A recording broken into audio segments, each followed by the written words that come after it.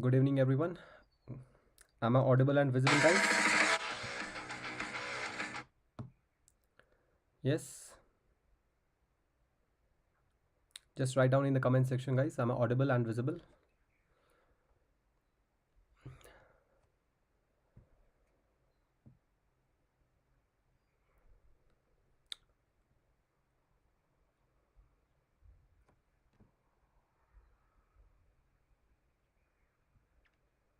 Thank you.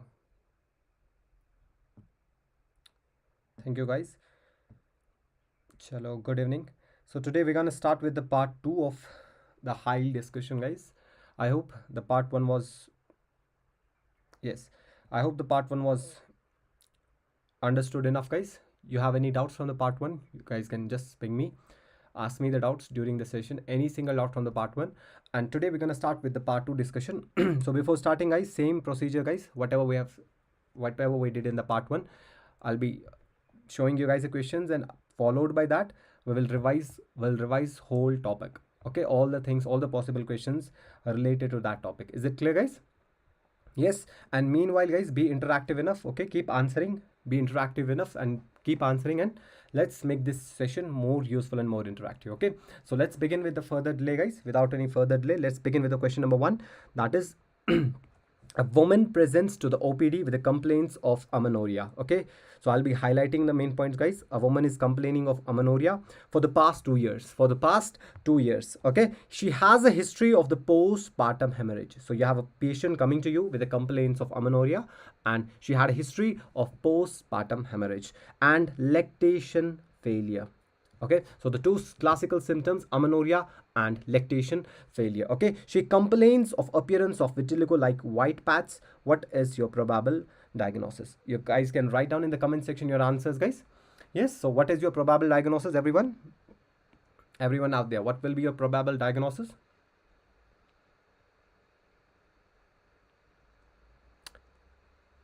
Good. Okay, so guys, let's discuss everything. So the probable diagnosis is Sheehan syndrome. What is the probable diagnosis, guys? Sheehan syndrome. Okay, I've already told you guys, you might feel questions a bit easier ones, but the main aim of this question is to deliver the concept to you guys. Okay, so you don't have to remember the question only. We have to go through all the topic. Okay, what exactly can be the possible questions that they can ask. Okay, so right now I have mentioned clearly what Sheehan syndrome. So what can be the other options they can give in the same clinical case? Okay, so if I talk about this Sheehan syndrome, guys, it's also called as postpartum gland necrosis. It's also called as postpartum pituitary gland necrosis. Pituitary gland necrosis. And it's often seen, guys, it's suspected in those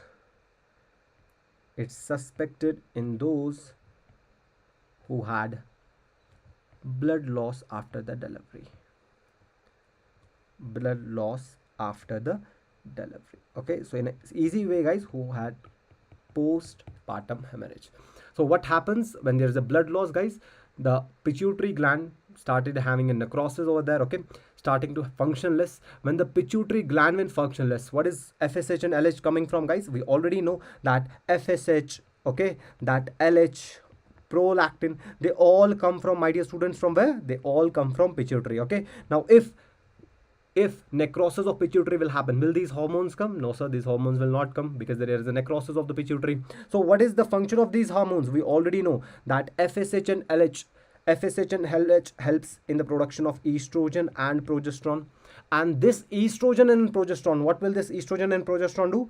They will make endometrium proliferative and secretory. Okay, and further what will happen, guys? Bleeding will happen, menstruation will happen. Okay, we will study that in detail. What is the action in the proliferative phase, estrogen starting? What is the action of the estrogen in the proliferative phase, guys? It will act on the endometrium, and endometrium will start to grow. Okay, then the progesterone will make that endometrium secretory. Then after 28 days, what will happen? Bleeding will happen. There will be a shedding of endometrium, right? But when the pituitary, now I am telling you guys, all these hormones, FSH, LH, prolactin, they are coming from the pituitary. And if there is pituitary necrosis, अगर क्या होगा, if there is pituitary necrosis, what will happen to these hormones? They will not come. Okay, so there will be no estrogen and progesterone, there will be no proliferative and secretory endometrium, and eventually what will happen, guys? There will be no menstruation. That's what we call absence of menses, amenorrhea. Absence of menses, amenorrhea. Is it clear, guys? Now for the lactation, what is important, guys? Prolactin. Yes, if there is no prolactin, there will be no lactation. That's why the two classical symptoms that the patient will complaining of, what? One is amenorrhea and lactation failure. Okay, the possible MCQs that they can ask: what is the first symptom of Sheehan syndrome? The first symptom, okay, failure of lactation. First symptom is failure of lactation. Sir, why not amenorrhea? Because already patient will have what? Lactational amenorrhea, है ना, उसकी वजह से तो होगा नहीं bleeding. So your answer goes to the first symptom, your answer goes to the failure of lactation. So it's wrong with the pituitary gland. It's wrong with the pituitary gland. There is a necrosis of the pituitary, down regulation of the pituitary. So your diagnosis is Sheehan syndrome. So the other names they can mention, guys, write it down here. They can also mention pituitary apoplexy. Same thing, pituitary apoplexy. Okay, they can write postpartum pituitary gland necrosis. Postpartum pituitary gland necrosis. Okay, in options they will mention there is a down regulation of the pituitary or hypopituitarism. Just write hypopituitarism.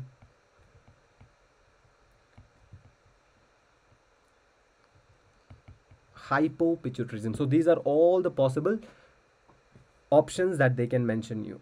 Okay, so what can be the other symptoms? Write it down. Okay, what are the features of hypopituitarism? Patient will have hypothyroidism. Along with that, patient will have hypothyroidism,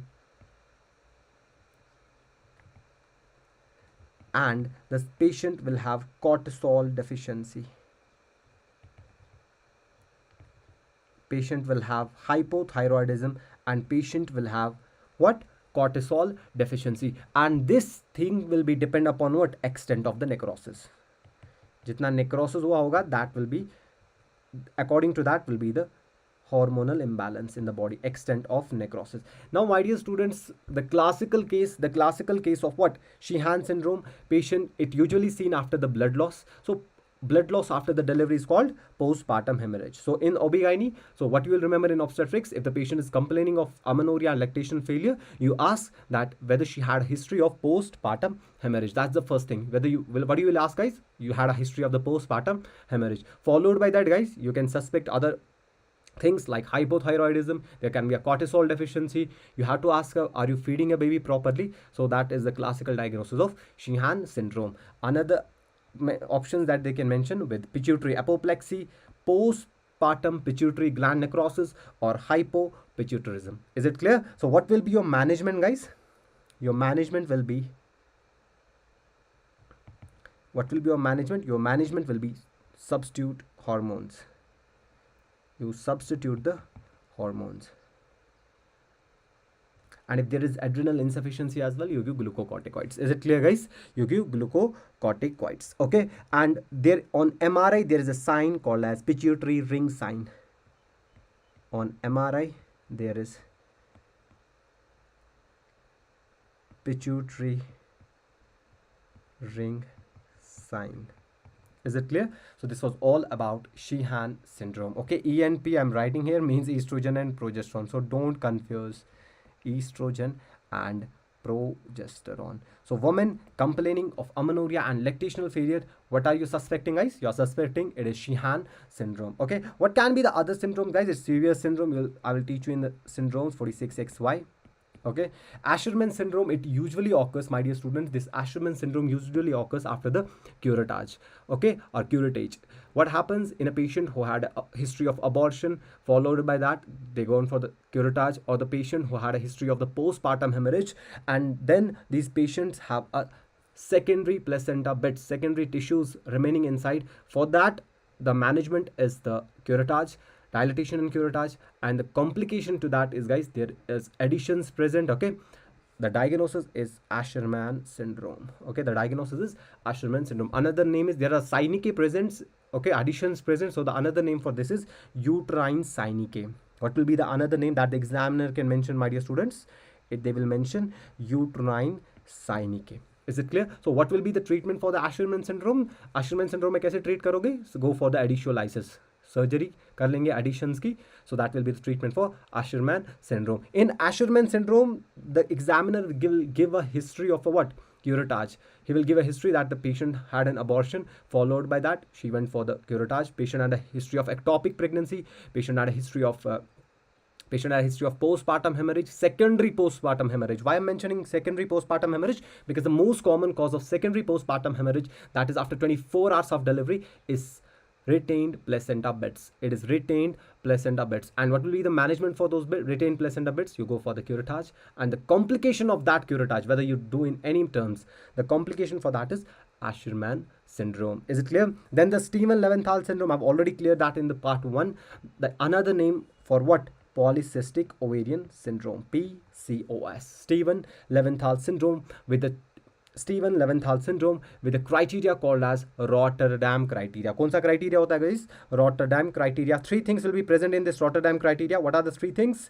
3 things will be an ovulation, there will be hypoandrogenism, and there will be plus minus look on USG. There will be plus minus look on USG. Okay, and what will be the look on USG, guys? Pearl of string appearance. Look at that.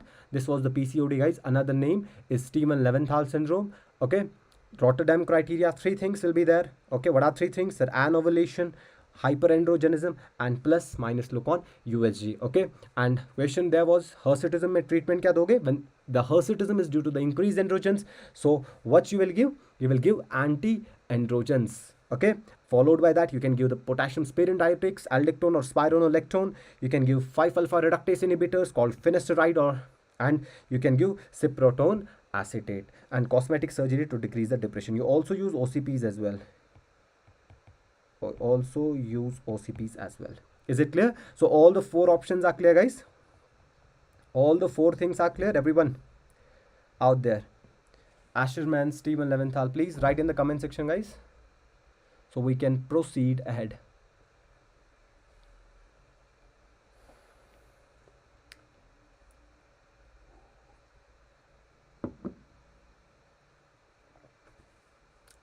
Yes, 2 symptoms you will remember: pella, amenorrhea, and lactation failure.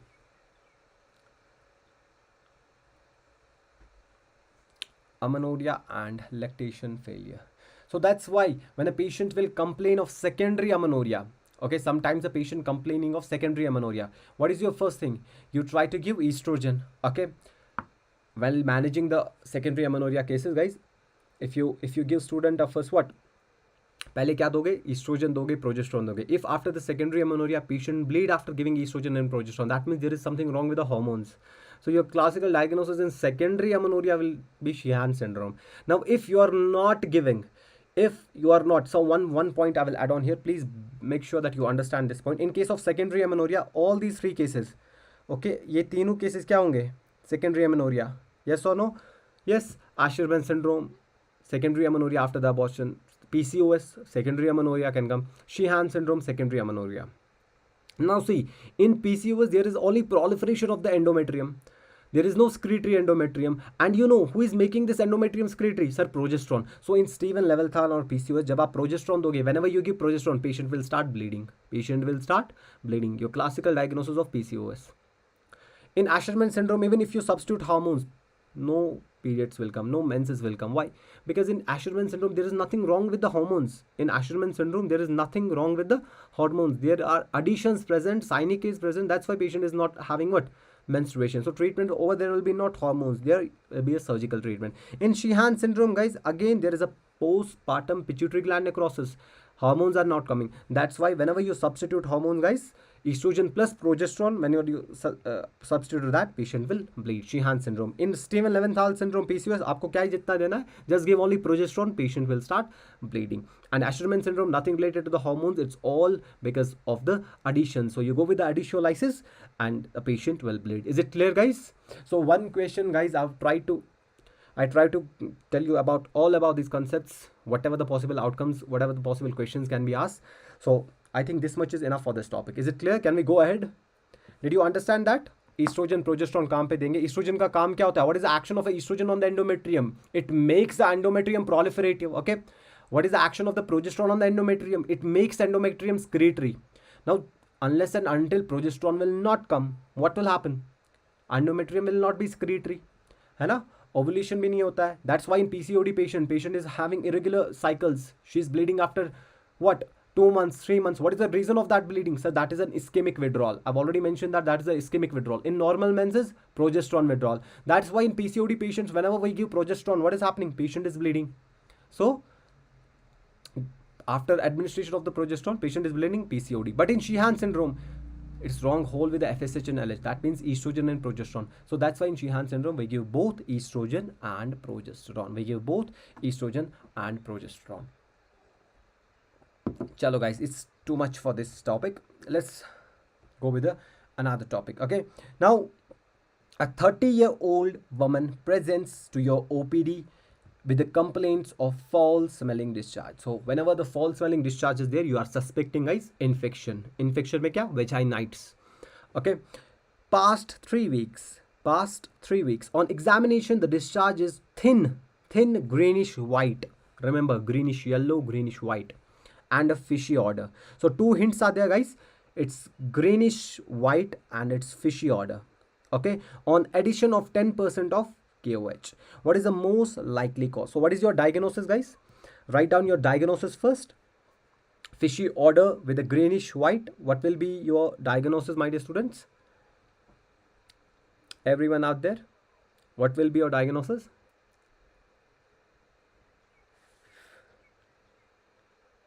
Write down the diagnosis first.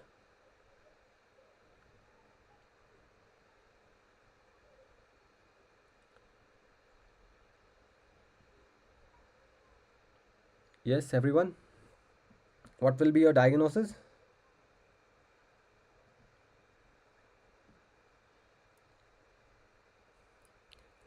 Chalo guys. Okay, you know, guys, greenish white or creamy discharge, or if it says fishy odor, your diagnosis goes with the bacterial vaginosis. Your diagnosis goes with the bacterial vaginosis. And the causative organism for the bacterial vaginosis. Who causes the bacterial vaginosis, guys? It is Gardnerella. कौन कराता है? It is Gardnerella.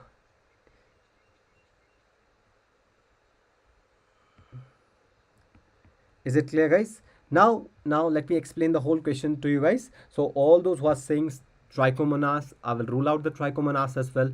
Some students saying candida, I will rule out the candida as well. Okay, so I will rule out all the options. Now guys, let's discuss bacterial vaginosis.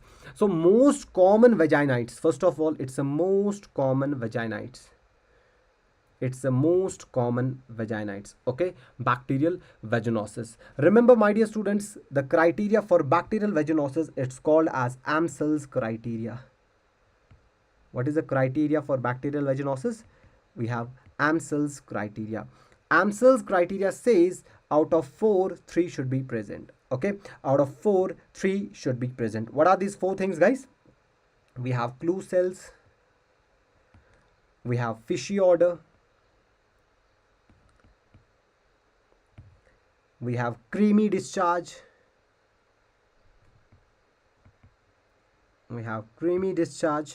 and whiff test positive. and whiff test positive. So this criteria is called as Amsel's criteria, and it is for which vaginites? It's for bacterial vaginosis. So guys, if these three things, okay, clue cells, fishy odor, creamy discharge, whiff test positive, we diagnose it as a bacterial vaginosis. Okay, now what will be the treatment for bacterial vaginosis? Remember guys, metronidazole. What will be your management guys? The drug metronidazole. The management will be metronidazole. Is it clear guys? Is it clear everyone? Now second type of vaginites that's mainly asked is trichomonas.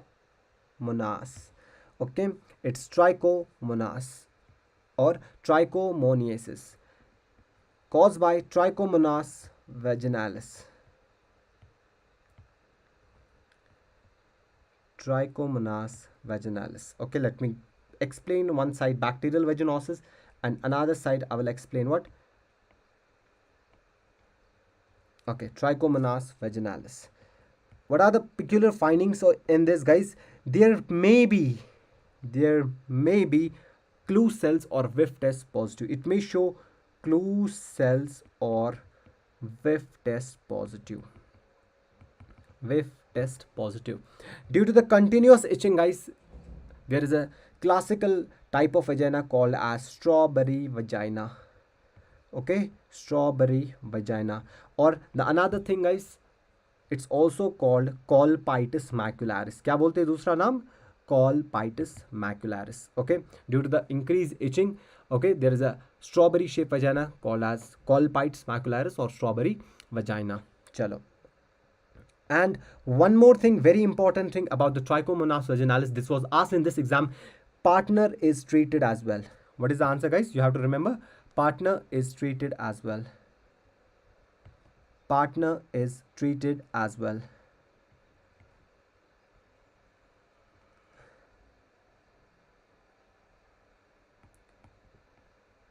Partner is treated as well. And what will be your drug of choice? What will be your drug of choice? Write it down. Your drug of choice for Trichomonas vaginalis is again metronidazole. What is the drug of choice guys? It is metronidazole. Is it clear? It's metronidazole. So this was the question asked, that which of the following infection both partners are treated. So what is your answer? Both partners are treated. Partner is treated as well. Your answer is metronidazole. That's Trichomonas or trichomoniasis. Is it clear everyone?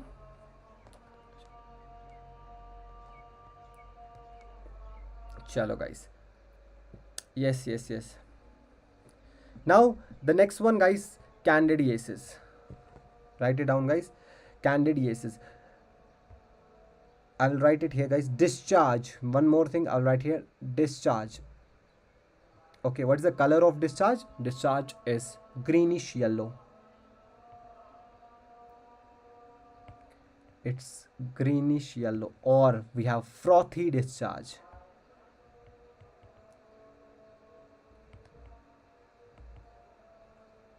Frothy discharge. These are the classical things you have to remember from the Trichomonas vaginalis. Okay, now the second thing guys is bacterial vaginosis. Sorry, candidiasis. Bacterial vaginosis already done. Now we start with the candidiasis. So guys, remember guys, the causative organism is Candida albicans. It's caused by Candida albicans. It's caused by Candida albicans. There is a classical discharge called as curdy discharge. Which type of discharge will be present guys? There will be curdy discharge. Okay, and the drug of choice if asked orally you will give fluconazole. And topical drug that you will give, the topical drug you will give guys, it's cotrimazole. The topical drug you will give is cotrimazole. So greenish discharge, Curdy discharge, Candida albicans, drug of choice fluoroconazole, it's candidiasis. Is it clear, guys? That will be candidiasis. Everyone? Yes, that will be candidiasis. Yes, fluoroconazole, metronidazole. Yes, you can also write yes, curdy discharge or cheesy. One and the same thing, guys. Curdy or cheesy discharge, that goes with the curdy or cheesy discharge, that goes with the candidiasis. That goes with the candidiasis. Is it clear to everyone? Clear to everyone? Write down in the comment section, guys.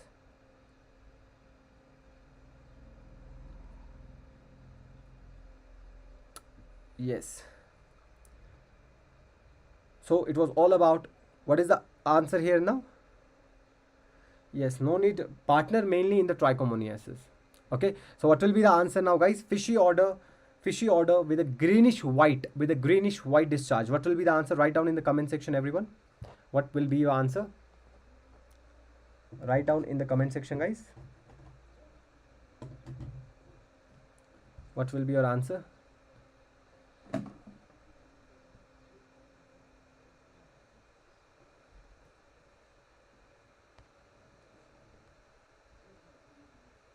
Your answer goes to the bacterial vaginosis, that is Gardnerella. That is Gardnerella.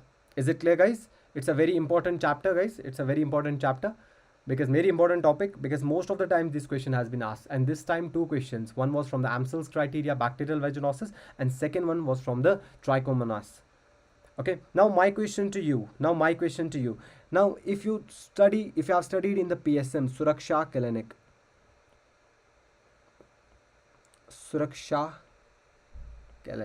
Okay, what is the Suraksha clinic? It gives us a symptomatic treatment. What is a symptomatic treatment? Patient complaining of any symptom, you are not diagnosing.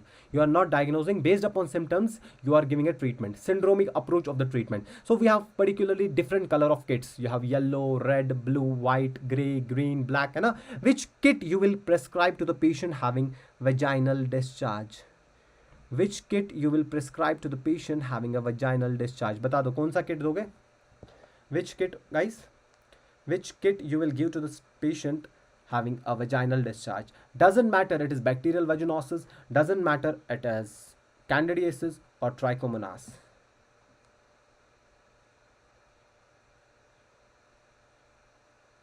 Which kit you will prescribe? बता दो.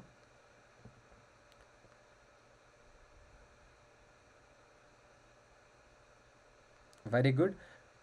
Vinod, very good. Dr. Kapil, kit color कैसे याद करेंगे? I will tell you that as well. Green is which number? You don't have to remember the color as well. You have to remember the number as well. So green is which color? Sorry, green is which number? Gray is for urethral discharge. Gray is for anorectal discharge or urethral discharge. Gray is for anorectal discharge or urethral discharge. I'm talking about vaginal discharge. Very good. It is kit 2 green. Akshat Shah. Very good. It's kit 2 green. It's kit 2 green. And now tell me, in this green color kit, what are the medications inside? What are the medications inside in this kit? What are the medications inside? What are the medication inside in this kit? Yes, you have, yes, anyone? You have fluoroconazole and cycnidazole. Okay, so remember that we are talking about vaginitis, vaginal discharge. So remember fluoroconazole and cycnidazole. Is it clear, guys? Yes, sir. What is gray? Gray color kit is kit 1. Gray color kit is for anorectal discharge and urethral discharge. Anorectal discharge and yes. Doxy and metronidazole, that is not in the kit 2. Doxy and metronidazole is in the kit 6 yellow. That is for the PID. Doxycycline, cefixime and metronidazole. Is it clear? Anyone else? Any other doubt? All clear? Green is 2, right? Anyone, any doubts in this? Anyone? Chalo guys, we can go ahead. Okay, can we move to the next topic, guys? Sir, how to remember kit? Kit, you have to just remember, guys, kit 1, 2, gray, green, then WBR, white, blue, red, then yellow, and black. Black is for inguinal bubo, inflamed lymph nodes. Kit 6 is yellow color, that is for the PID, abdominal symptoms, pelvic inflammatory disease, lower abdominal pain. Then red will go over to the genital ulcers, herpetic, acyclovir. Then white will go to the non-herpetic, and blue also will non-herpetic. White with responding to the penicillin, blue not responding to the penicillin, okay? And gray will go to the anorectal discharge or urethral discharge, and green will go to the vaginal discharge, okay? I will come with a discussion highly. I think I've done already in the same channel a high discussion of the PSM. Over there I've mentioned these kits, okay? So it was all about trichomoniasis, guys, candidiasis, and bacterial vaginosis. Very, very important topic. Question is expected from there. Chalo guys, next question. Very important question, guys. Now, a 28-year-old woman with a history of infertility. A 28-year-old woman with a history of infertility for 3 years. For 3 years. She presents with 6 weeks amenorrhea. She's presented with 6 weeks amenorrhea. She has a mild abdominal pain and spotting. Her UPT is weakly positive. Her UPT is weakly positive. On examination, she is hemodynamically stable. Okay, she is stable hemodynamically. There is gestational sac with no cardiac activity. Her beta HCG is 2500 international unit, which is the best management for her. So guys, what will be your management? Write down in the comment section, guys. What is your diagnosis, guys? Your diagnosis with a patient complaining of 6 weeks of amenorrhea. Okay, 6 weeks amenorrhea. Okay, on examination, she's having examination, she's stable, but she's having abdominal pain and spotting. UPT is weakly positive. She has a adnexal lesion of 3 into 2.5 centimeter. Ultrasound reveals left-sidal tubal gestational sac. That means she's a case of an ectopic pregnancy.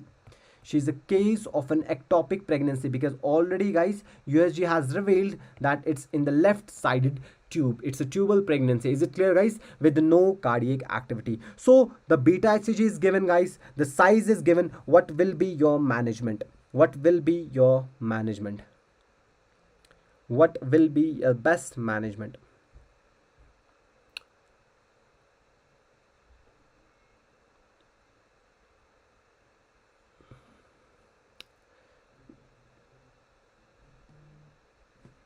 What will be your best management? क्या रहेगा management, guys? Very good. Chalo guys, let's study ectopic pregnancy, then you will answer. Is it clear? So if I talk about ectopic pregnancy, it's a pregnancy outside the uterus. It's a pregnancy outside the uterus. What is the most common site? Most common site is fallopian tube. Your most common site of ectopic pregnancy is fallopian tube. Is it clear? Now the most common site in the fallopian tube, if they ask, is ampulla. Now when you know nothing, guys, ampulla is the most commonly site for the ectopic pregnancy. Ampulla is the site for your fertilization, ampullary isthmus junction, where the fertilization take place. If asked, this exam question was asked, genital TB, okay, tuberculosis of the fallopian tube, what is the most common site? Again, your answer will go with the ampulla. Again, your answer will go with the ampulla. Is it clear, guys? So what is the most common cause? Most common cause for ectopic pregnancy. Your most common cause will be PID infections. It is also called as salpingitis. It's also called as salpingitis ischemic nodosa. Salpingitis ischemic nodosa. Salpingitis, infection of the tubes. Is it clear, guys? Salpingitis ischemic nodosa. After that, my dear students, what can be the other reasons of this PID? History of an ectopic pregnancy will be there. Use of an intrauterine contraceptive devices will be there. Genital tuberculosis will be there. Pelvic surgeries, okay? Pelvic surgeries or fimbriectomy, fallopian tube surgeries, or in case of use of progesterone only pills, they are all the causes of what? Ectopic pregnancy. Ectopic pregnancy. Now, guys, if we talk about the management, what is most important thing, guys? Most important thing, they will not ask you the questions, what is the cause of ectopic pregnancy? Na? They will ask the management of the ectopic pregnancy. Okay, now if you see in the question, guys, in a question I mentioned that patient is hemodynamically stable. That means what are the two signs of this, what are the two signs of this ectopic pregnancy guys? Clinically क्या दिखेंगे हमें, हमें क्या दिखता है, दो चीजें होती है present. What are the two things? So there will be shock and syncope. Okay, there will be shock and syncope. Now if you, from your basic knowledge, if I talk about shock, that means shock will only occur when there is a heavy bleeding. Yes or no? Yes. And when I'm talking about heavy bleeding, that classically goes with the ruptured ectopic pregnancy. That classically goes with the ruptured ectopic pregnancy. किसमें देखेंगे, where you will see more commonly guys, ruptured ectopic pregnancy. Okay, but now here patient is hemodynamically stable, she's having a mild bleeding and a pain abdomen. That means this is a diagnosis of which type of ectopic pregnancy? Unruptured. Unruptured. So every time first thing you will see whether the tube is ruptured or not. Okay, but the next part you will see what is the size and the beta HCG levels. Now if I'm giving you a clinical case, how this examiner can play with you, if I'm giving you a clinical case with a beta HCG less than 5000 international units and an ectopic mass size is less than 3.5 centimeters, what are you suspecting? Sir, we are suspecting that it is an ectopic pregnancy. I will go with the medical management. But in a question, if I'm mentioning that it is a patient is in the shock or patient is hemodynamically unstable, so at that time beta HCG or mass size को कुछ नहीं करना है. You have nothing to do with that. It's a ruptured ectopic pregnancy. You directly, only one option, there is a surgical management, salpingectomy. Are you understanding my point? If unruptured, then you go with the two things. What are the two things, sir? The two things, you check for the beta HCG and you check for the adnexal mass size. You check for the adnexal mass size. Now management. If a ruptured ectopic pregnancy, I will write it management here guys. You go with the surgery. You go with the surgery salpingectomy. कौन सी surgery करोगे? You go with the surgery salpingectomy. Okay. If asked first management, if the examiner will ask first management, always remember what is the first management you will do. Patient is in the shock. Patient is bleeding heavy. Your first management will be resuscitation. Your first management will be resuscitation. Make the patient stable, arrange the blood, secure the IV line, give fluids enough, and then you plan for what surgery? Salpingectomy. So in the options, if they mention first, what will be the first management? What will be your answer, guys? Secure the IV line. Are you getting my point? If they mention what is the best answer, what is the best management, you go with the salpingectomy. Now the management, if unruptured,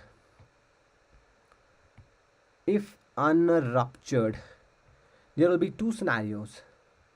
Either you have to go for medical management or you have to go for surgical management. Either medical management or surgical management. Medical management or surgical management. Okay.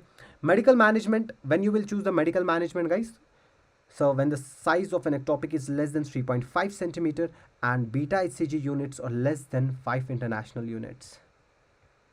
Is it clear, guys? So you go at that time with the medical management. You go with the medical management. If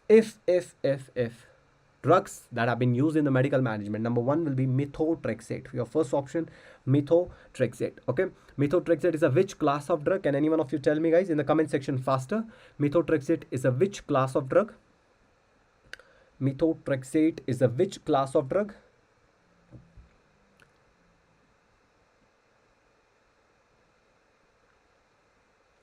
Methotrexate is a which class of drug?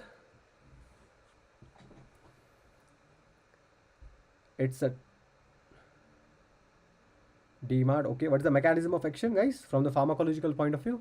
Dihydrofolate reductase inhibitor. Dihydrofolate reductase inhibitor. Just remember that. You also use KCl. You also use actinomycin. And you go for the mifepristone, antiprogestin. Okay, it will kill the fetus and it will cause contractions as well. Okay, so what are the medical management drugs? You go with the methotrexate, KCl, actinomycin and mifepristone. And when you will choose these drugs, when the ectopic mass size and the beta HCG is less than 5000 or less than 3.5 centimeter. If it exceeds more than 3.5 centimeter or if it's more than 5,000 international units, at that time you go with the surgical management. What are the surgeries, guys? You go with the salpingostomy, salpingotomy, or you go for the milking of tube, or resection anastomosis, or resection anastomosis. Is it clear, guys? So that is all about surgical management in unruptured, my dear students. That is a surgical management in unruptured. But you have always try to save the tube. Always try to save the tube. What are the two signs seen in? There is a signs that are seen in ectopic pregnancy, guys. Ecchymosis on the umbilicus, called as Cullen sign. And bruising on umbilicus. I'm writing here, bruising on umbilicus. Bruising on umbilicus. Okay, what is the sign called, guys? The sign is called as Cullen sign. क्या बोलेंगे? Cullen sign. Okay, and there is bruising on flanks. What is the bruising on flanks called as? Yes, bruising on flanks called as Gray-Turner sign.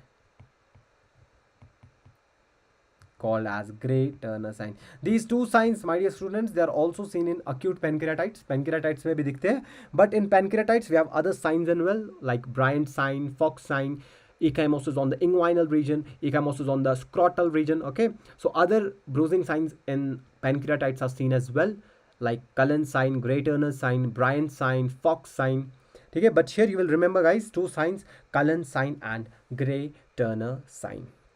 Okay, remember that, guys. Remember, guys, if you are suspecting an ectopic pregnancy, we usually do beta HCG in 48 hours. Okay, now remember, if beta HCG is doubling, in 48 hours, if beta HCG is doubling in 48 hours, that is intrauterine pregnancy. If doubling in 5 to 7 days, that means it takes long time. If doubling in 5 to 7 days, that means prolonged doubling time, it is ectopic pregnancy. किस में दिखता है? Ectopic pregnancy. Is it clear? It is ectopic pregnancy. So two things you have to remember, guys. Beta HCG doubling in the 48 hours, it goes with the intrauterine pregnancy. If the beta HCG is doubling in 5 to 7 days, it's an ectopic pregnancy. Another signs of diagnosis of the intrauterine pregnancy as well, you have double decidual sign. है ना? Double decidual sign. If double decidual sign is present, it's seen in intrauterine pregnancy.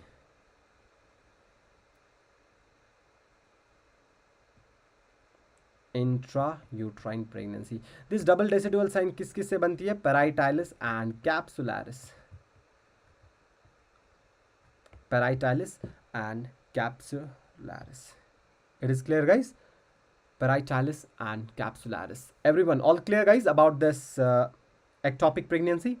So I have mentioned, guys, all the things related to the ectopic pregnancy. First of all, we started with the what? We started with a most common site. It's ampulla, fallopian tube and ampulla. Okay, then after that there can be a most risk factors or causes of this ectopic pregnancy. You started with the PID, followed by other causes as well. I mentioned, like tuberculosis, use of an intrauterine contraceptive device, use of progesterone only pills, or any pelvic surgeries, or genital tuberculosis, endometriosis, and these all can also cause what? Ectopic pregnancy.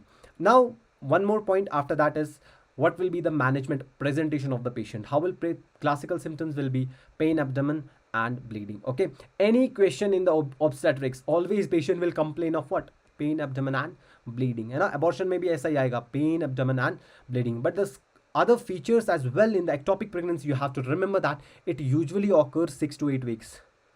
कब आता है patient? 6 to 8 weeks. Patient usually comes by 6 to 8 weeks.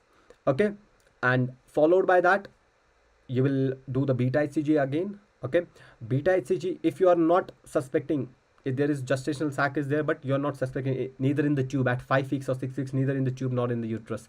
So you are doing what? You are doing beta HCG again in the 48 hours. If it is doubling in 48 hours, that means it's still intrauterine pregnancy. If it is not doubling, it takes a prolonged time, you diagnose it as an ectopic pregnancy. Then based upon the management, what will be the management, guys? Either it will be a ruptured first or unruptured. If it is a ruptured ectopic pregnancy, I have mentioned here, it will be associated with the shock, है ना. तो ruptured ectopic pregnancy, the treatment will go with the salpingectomy. The treatment will go with the salpingectomy. Okay. Then if it is unruptured, then what you will check, guys? Beta HCG and the mass size. If the mass size is less than 3.5 centimeter and the beta HCG is less than 5,000 international unit, you go with the medical management. What are the drugs for the medical management? So we have methotrexate, dihydrofolate reductase inhibitor, you have KCl, potassium chloride, you have actinomycin and mifepristone and mifepristone. And if it exceeds more than 3.5 centimeter or the beta HCG unit are more than 5,000 international units, you go with the salpingostomy, you go with the salpingotomy or the milking of tube or resection anastomosis. Okay, so this is the management. What are the two signs? You have Cullen sign and Gray Turner sign. You have Cullen sign and Gray Turner sign. Is it clear, guys? And double decidual sign indicates intrauterine pregnancy. Double decidual sign by paritalis and capsularis. So here, guys, the beta HCG, it's already diagnosed in ectopic. Beta HCG is less than 5,000 international unit. Mass size is less than 2.5. So already these two are ruled out. But the best option you have to choose here will be injection methotrexate. Is it clear, guys? Injection methotrexate is the mainstay of the treatment. So did you understand ectopic pregnancy?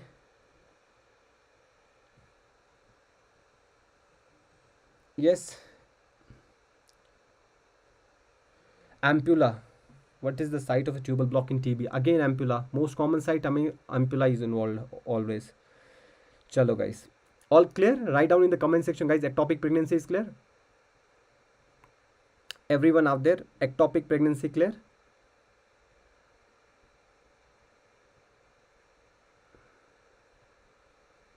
Sir, criteria. अरे criteria भी बता दूंगा, no problem. Criteria we have for ovarian ectopic. For ovarian ectopic, okay, for ovarian ectopic we have Spielberg criteria. You just remember the name, Spielberg criteria. For abdominal ectopic, abdominal ectopic, abdominal में D आता है, Studiford criteria. Studiford criteria. For cervical ectopic, Rubin's criteria. Rubin's criteria. Is it clear, guys? Rubin's criteria. Ovarian, abdominal and cervical. Is it clear? Yes. So it was all about ectopic pregnancy. Is it clear, everyone out there? All those who are watching, guys. Is it clear, ectopic pregnancy?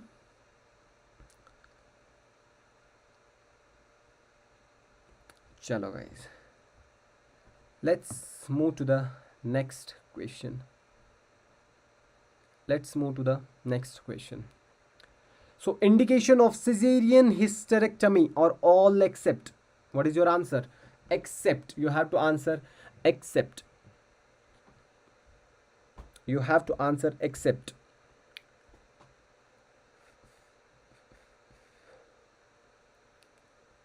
You have to answer except. Indications of cesarean section. Sorry, indications of cesarean hysterectomy or all except. What are the conditions you will not go for the cesarean hysterectomy?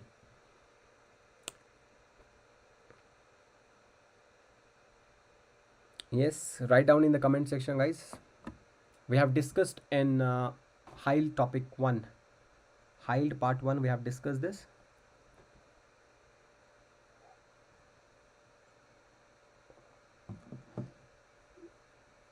Yes.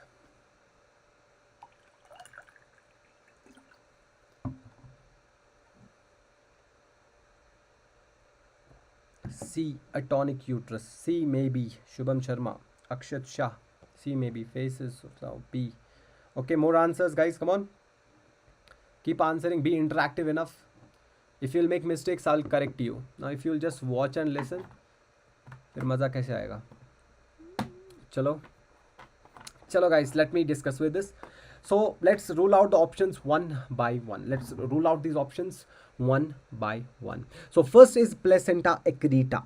First one is placenta accreta. Okay, so first one guys, it's placenta accreta. So what is placenta accreta? Okay, it's a type of an adherent placenta. It's a type of a adherent placenta. So what is adherent placenta? Adherent placenta are the placenta when there is an absence of a fibrinoid layer, which is called as neta bush layer. Okay, now what is this neta bush layer guys? It helps like the uterus. Okay, if this is a uterus, this is a placenta guys. Here this red line, this is the fibrinoid layer. This is the fibrinoid layer called as the neta bush layer. It helps in a smooth separation of the placenta as well. It helps in the smooth separation of the placenta as well. Now if this neta bush layer, if this fibrinoid layer is absent, then the type of the placenta we have, it's called as adherent placenta, when the neta bush layer is absent. So you got the idea guys, what is adherent placenta? When the neta bush layer or the fibrinoid layer is absent. Okay, now based upon this extension, now when the neta bush layer is absent, this placenta can go to the myometrium, this placenta can go to the serosa, or it can go to the uterine muscles as well, depending on the degree guys. This placenta we have accreta, we have increta, we have parcreta. Okay, so at the time of a separation of the placenta, when this placenta, okay guys, when this placenta, let me show you clearly.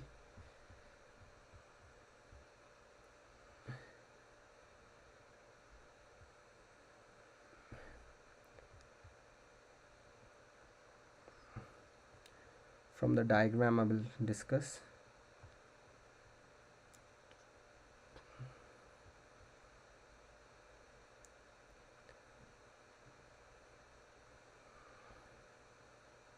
Chalo guys, see, this is a normal, this is the normal placenta, this is the normal placenta. Now see this one, if I talk about the first one, normal placenta guys, it is not invading the myometrium. Accreta guys, it's invading the myometrium. Increta, it's invading the serosa as well.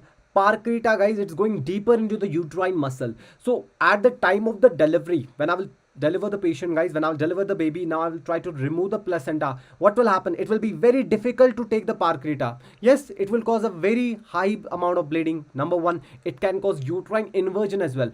Why? When I will try to take this placenta out, when I will try to take this adherent placenta out, what will happen? It will not be separated, and when I will try to push it more, what will happen in the end? Uterus will come out. Are you getting my point? There will be turning upside down of the uterus. The condition is called as uterine inversion.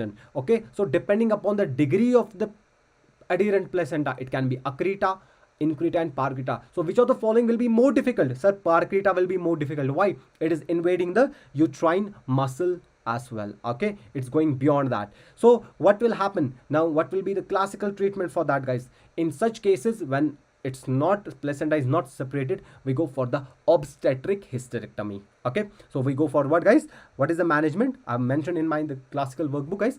What is the management in the given? Laparotomy plus obstetric hysterectomy. Okay, what is when the fibrinoid layer, neta bush layer is absent?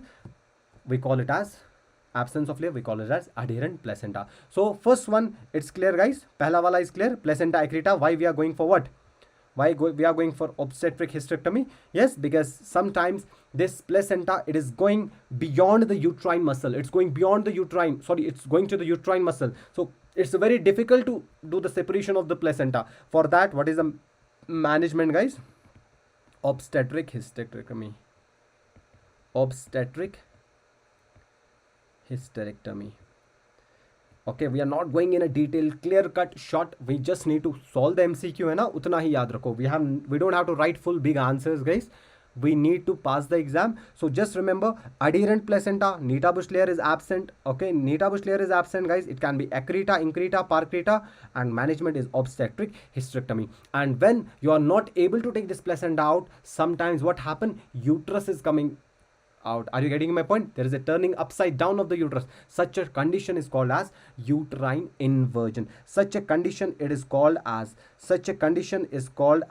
uterine inversion. Okay, क्या बोलेंगे guys इसको?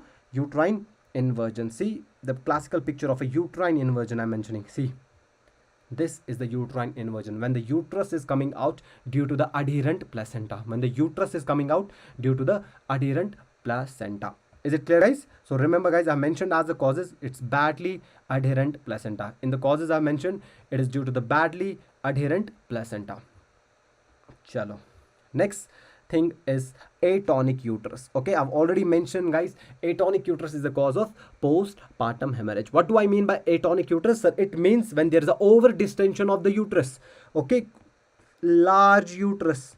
Okay, and it is the cause of what? Postpartum hemorrhage. It's the cause of a most common cause of a primary postpartum hemorrhage. And when after giving oxytocin, after giving methylergometrin, misoprostol, carboprost, all these things, medical management, when it's failed, you go with the surgical management with the artery ligation of uterine artery, ovarian artery, anterior internal iliac artery. But at the end, what is the last option, guys?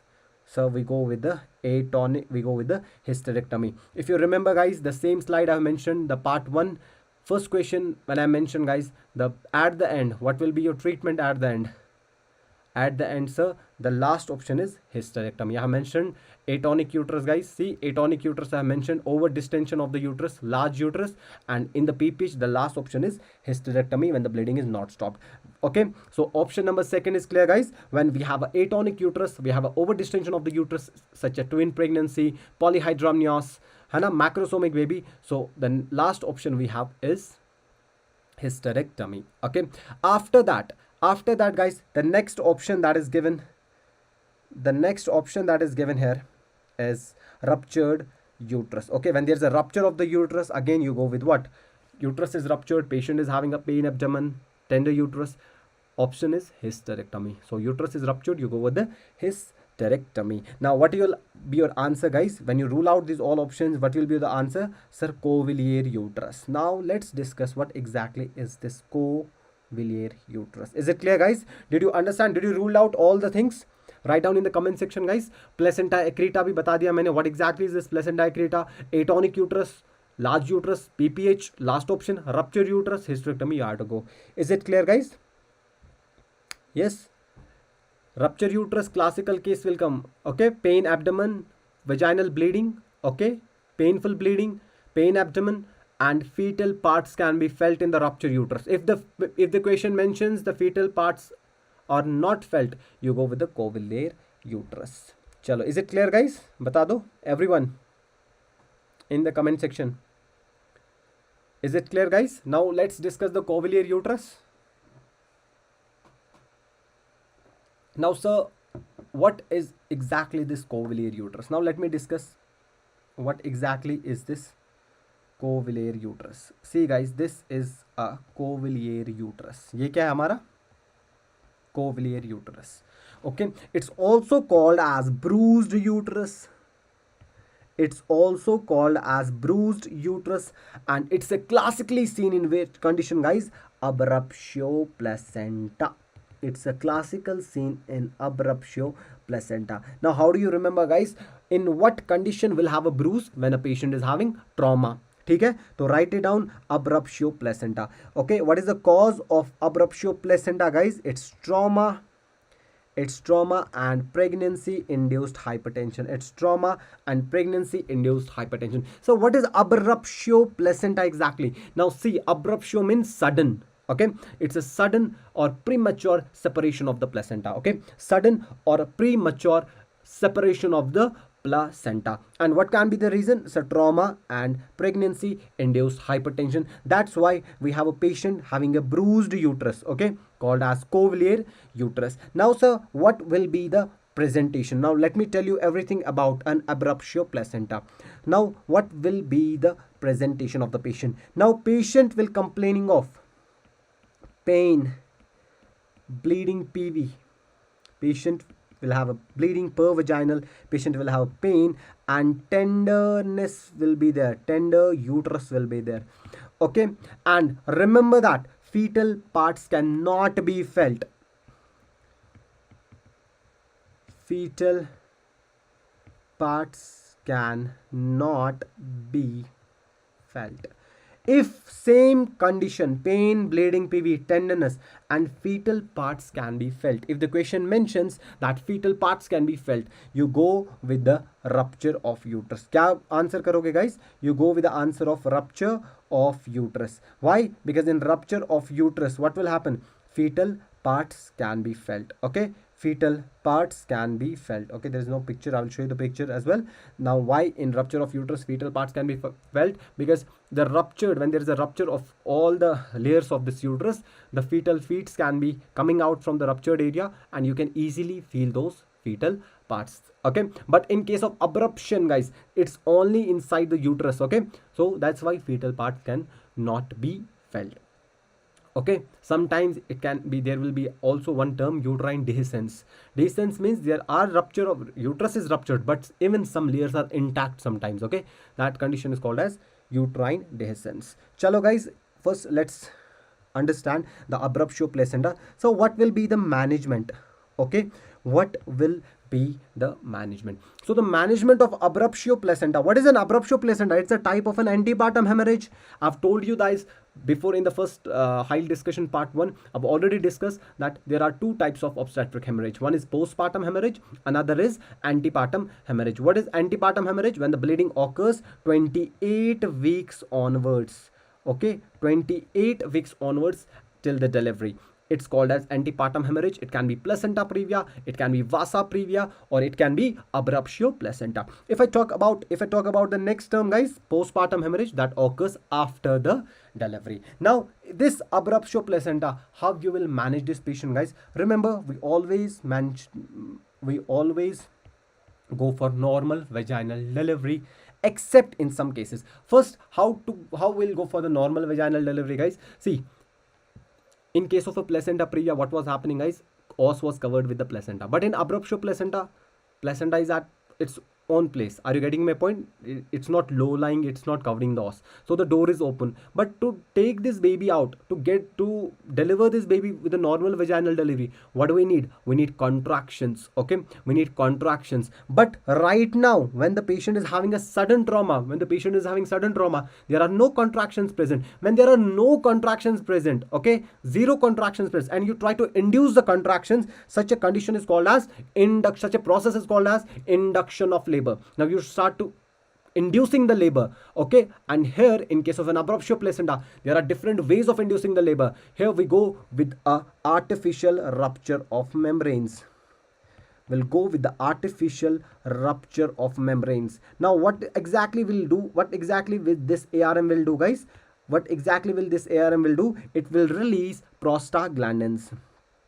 It will release prostaglandins. Okay, endogenous prostaglandins will be released when you go for the artificial rupture of membranes.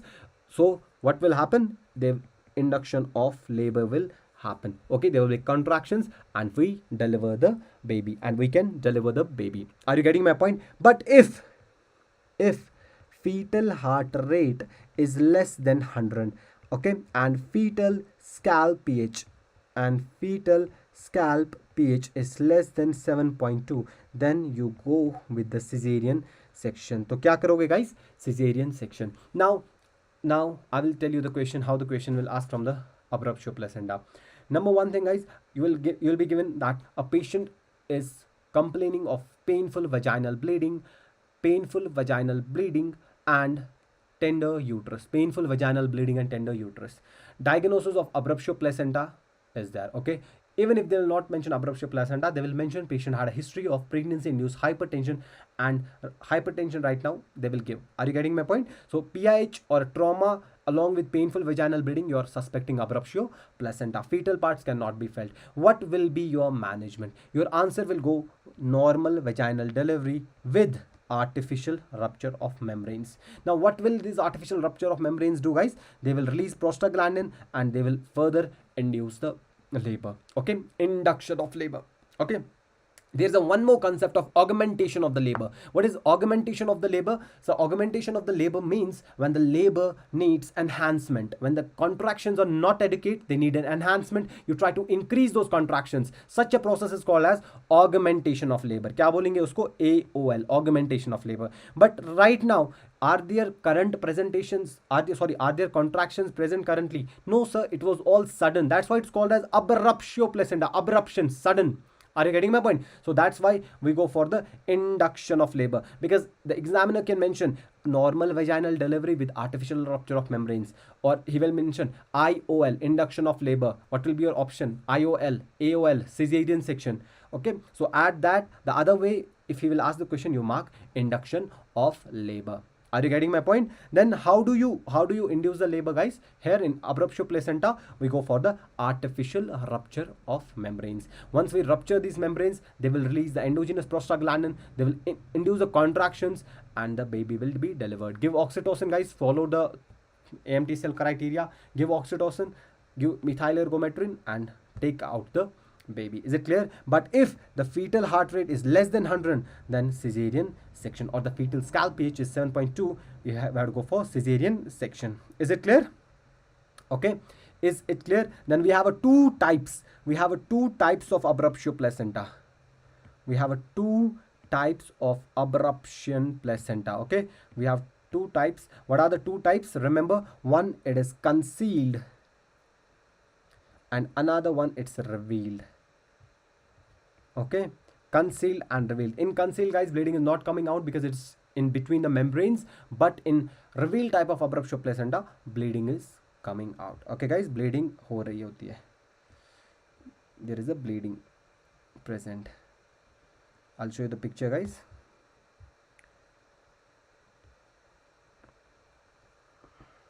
So see guys, concealed, it is within the membranes, you can see here.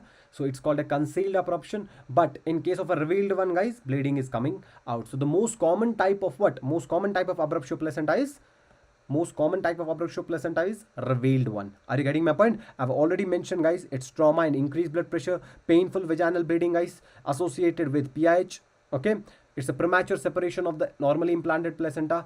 And management, guys, if the fetal heart rate is less than 100 and scalp pH is 7.2, cesarean section. If not, you go with the artificial rupture of membranes. They will release the prostaglandins and induce the labor. Okay guys, and induce the labor. Okay, I've mentioned all the important stuff, guys. I mentioned every important thing in this much of these two slides, guys, whatever they will ask. Okay, so remember guys, most common one is revealed one. Okay, bleeding is coming out. Okay, and such a uterus is called as bruised uterus. So guys, did I mention anywhere that we will go for what? Hysterectomy?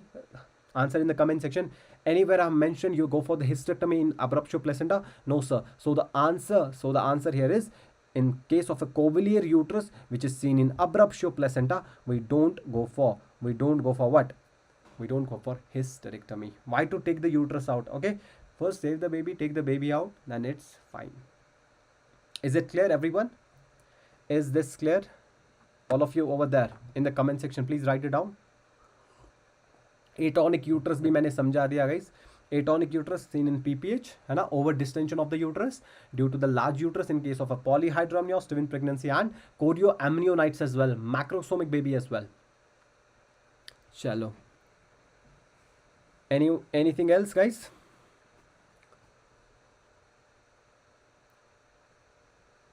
All clear? So placenta accreta. Placenta accreta, I've told you guys, when there is the absence of fibrinoid layer, neta bush layer, so this placenta is going to the myometrium serosa or to the uterine muscle.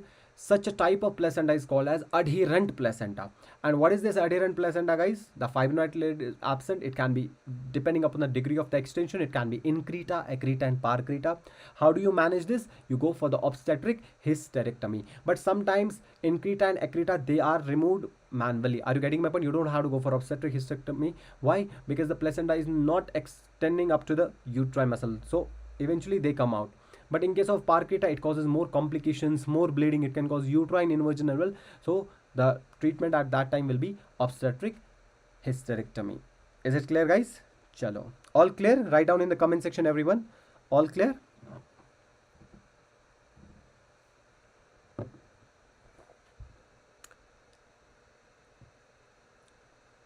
Yes, all of you there.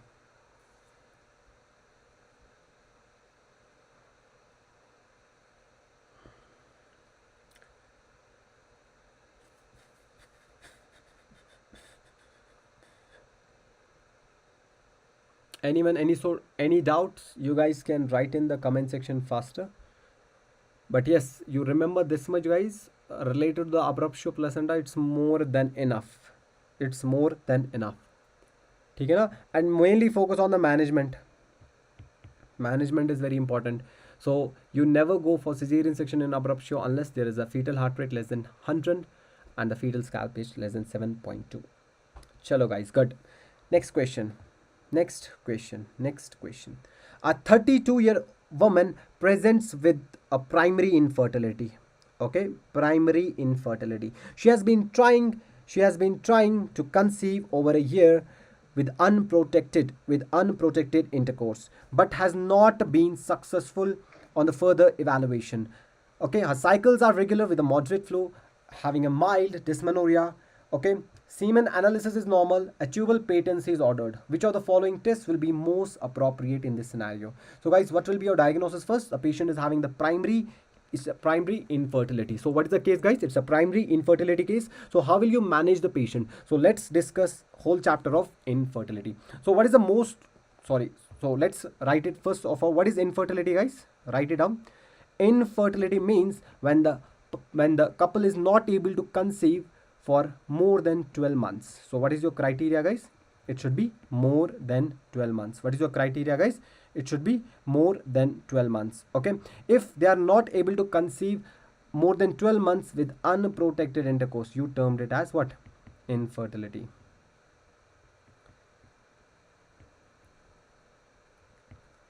Okay, so infertility is what, guys? When not able to conceive even after a 1 year of unprotected intercourse. Now if the patient will come with the 8 months, they are not able to conceive by 8 months, so can you term it as an infertility case? No, it should be more than 12 months not able to conceive. Not able to conceive. Not able to conceive. Chalo. Yes, I will discuss that. Not able to conceive. Now guys, what can be the reasons, guys? Write down. There can be male reasons, male causes, reason नहीं लिखो, causes लिखो, or the female causes. Male causes and female causes. What will be the male causes, guys? It will be patient having oligospermia. Patient को क्या होगा? Oligospermia. Or patient will have azoospermia. Either there will be a less sperms in the secretions, in the ejaculation, or there will be no sperms in the ejaculation. So that's why I mentioned, guys, oligospermia or azoospermia. Okay, in female, guys, there will be anovulatory factors, or the tubal factors, or what will be in a female, guys? Something related to the ovulation is not happening, anovulation is there. Okay, or there can be the tubal factors, something wrong with the tube. Are you getting my point? Maybe something wrong with the anatomy of the tube, something wrong with the patency of the tube. Okay, now what will be in a male, guys? Either there will be no sperm in the ejaculation, or there will be a very less sperms in ejaculation. Guys, semen analysis, please remember this semen analysis, it's very important. Okay, what should be the volume? Okay, what should be the concentration? What should be the morphology of the sperms? Go remember these things. Okay, now here semen analysis is normal, guys. Now a tubal patency we have to check. Okay, now which of the test is most appropriate? Now which of the following tests will be most appropriate, guys? Write it down in the comment section to check the tubal patency. Write down in the comment section, guys. Write down in the comment section which one of the following will be better. कौन सा सही रहेगा?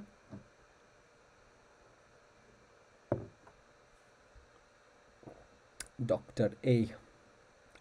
Good. How about other people, guys? Write down in the comment section what do you think answer.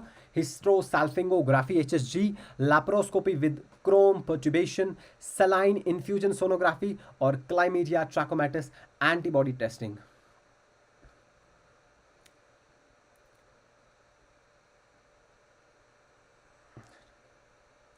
What will be your answer, guys?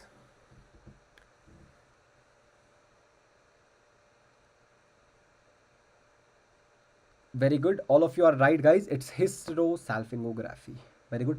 Other one we also use, guys, but we have to choose the most appropriate. So the most appropriate that will tell us about the patency of an tubes is hysterosalpingography, HSG. Okay. We also go for hysteroscopy plus laparoscopy. We also go for hysteroscopy plus laparoscopy all together. Okay, that is also the best one. Okay, but that's not mentioned in the options. Why we are going for the laparoscopy, guys? Because laparoscopy is the investigation of choice for what? It's the investigation of choice for endometriosis. In endometriosis, I've discussed that additions are present. Are you getting my point, guys? Cyst is there. Additions can cause what? Infertility. That's why laparoscopy इसलिए कर रहे हैं. Are you getting my point? Hysteroscopy plus laparoscopy will tell me about additions, anatomy of the tube, patency of the tube. So that's why hystero plus laparoscopy is a best option as well. But here in the options, you go with the hysterosalpingography. Now, guys, what can be the reasons? What can be the reasons that the patient is having what? Oligospermia or azoospermia. Number first thing, guys, syndromes like Klinefelter syndrome. Okay, guys, Klinefelter's syndrome. What happens in the Klinefelter syndrome, guys? There is a hypogonadism or there is a testicular atrophy. Okay, and when there is a hypogonadism, sperms are coming from gonads only, guys. So what will happen? Patient is having what? Low sperm count. Okay, azoospermia. Okay, also, guys, if there are undescended testes, that will also have what? Azoospermia, oligospermia. Okay, hypogonadism, or sometimes a pituitary defect. Okay, hypopituitarism, pituitary defect, hypopituitarism, Kalman syndrome,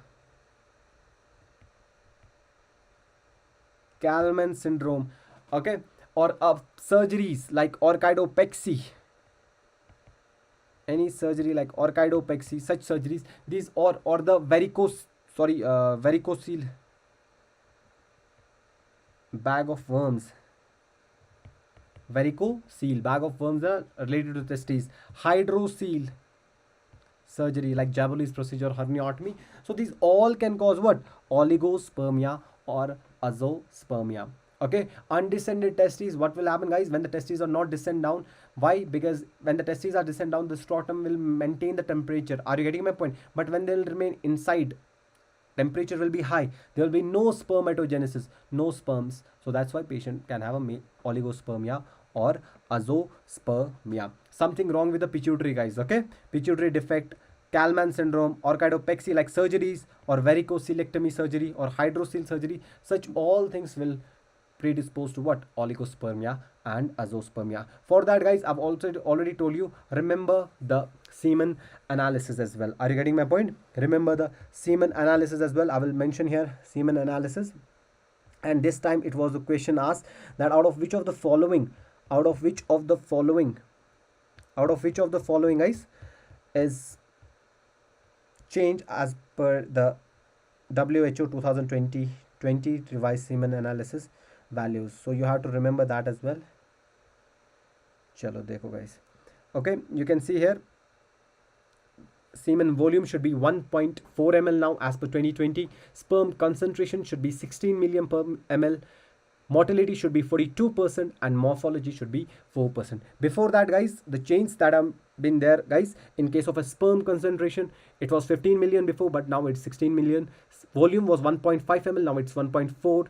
Mortality was 40%, now it's 42, and morphology is 4%. That's same. Okay, so I have mentioned the questions that they can ask. Is it clear? And it was a question asked this exam, recent FMG exam. Okay, I've already mentioned, guys, what are the male causes. Okay, like pituitary defect, Kalman syndrome, and hypogonadism, Klinefelter syndrome, or the congenital causes like undescended testes or the torsion, varicocele, okay, bag of worms. So this is all related to the male causes of infertility. Yes, and the anti-spermatogenic agents like drugs, heat, they can also decrease the sperm concentration. Is it clear, guys? Now if we talk about anovulatory factors, guys, anovulatory factors can be because of a lot of things like PCOD. So in that case, what we will give, guys, we'll give an ovulation drugs. Okay, we'll give ovulation induction drugs which will induce the ovulation, like clomiphene citrate. कौन से drugs देंगे? Like clomiphene citrate. Okay, like letrozole. But if it is an ovulation due to PCOD, guys, you use the aromatase inhibitor letrozole, or you can use, if normally asked drug of choice for an ovulation, you go with the clomiphene citrate. Okay, then the further management will be, guys, what will be the further management in the females, guys?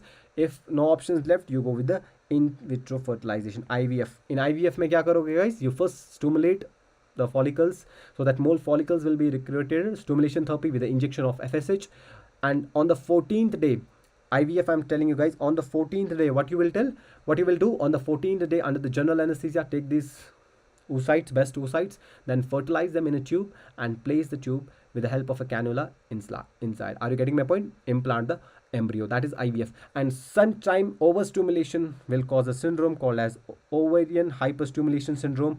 Okay, and the image they can ask, and I've mentioned in the previous session as well, what will be the image, guys? This one, ovarian hyperstimulation syndrome, seen in a condition when you stimulate the ovaries in by FSH, guys, and in treatment of a IVF. Okay, is it clear, guys? OHSS.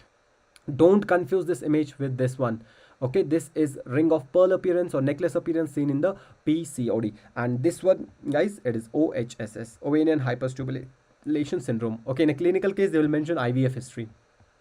Chalo, guys. Then we have another technique as well, guys, Pesa Mesa Tese. Okay, those techniques you just remember right now, the investigations and the causes, techniques pe. It's a rapid revision, high discussion, guys.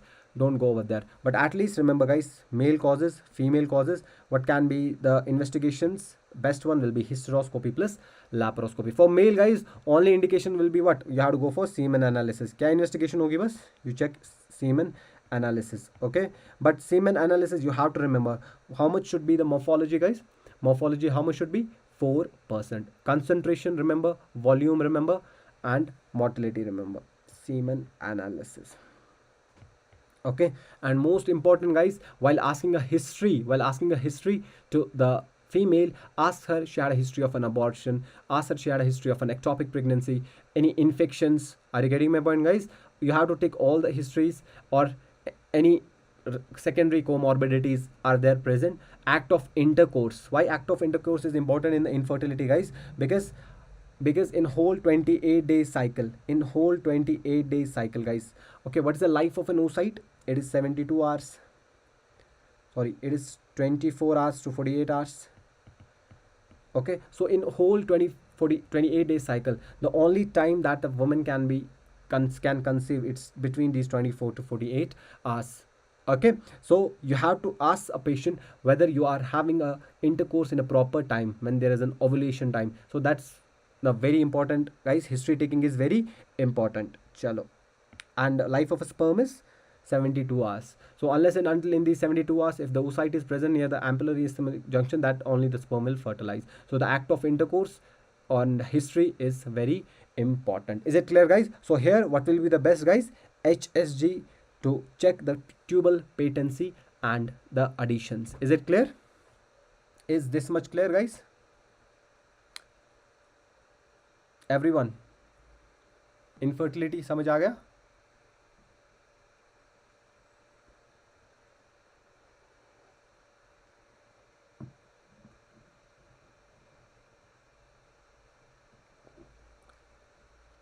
Every one of you, write down in the comment section, guys. Clear? So we can move to the next question. Are you understanding, every one of you? Yes. Chalo.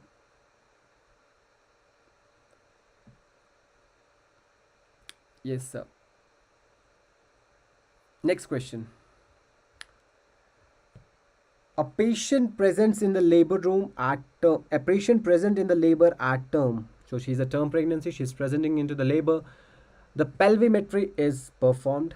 Okay, we know pelvimetry is done for to check what type of a pelvis a patient has. So it can be a gynecoid pelvis, it can be enteroid, it can be anthropoid and platypoid.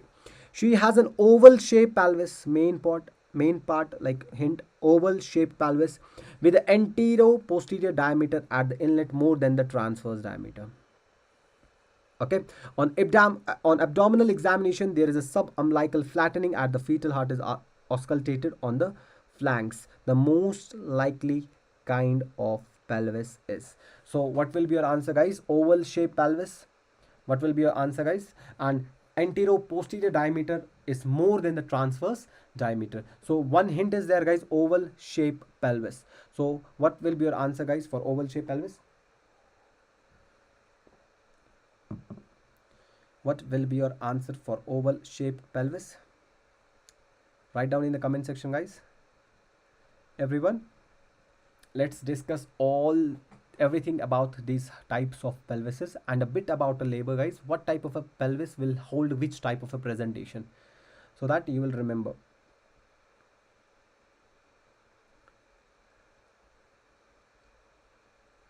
Yes, very good. Most of every one of you is correct, guys. It's an anthropoid pelvis. Very good, excellent. It's an anthropoid pelvis. Now let me discuss exactly what exactly is this anthropoid pelvis. Rather than discussing only anthropoid, you guys are everyone is right, guys. Answer C, anthropoid pelvis. चलो मैं discuss करता हूँ what exactly is all these types of pelvises and more from the labor point of view.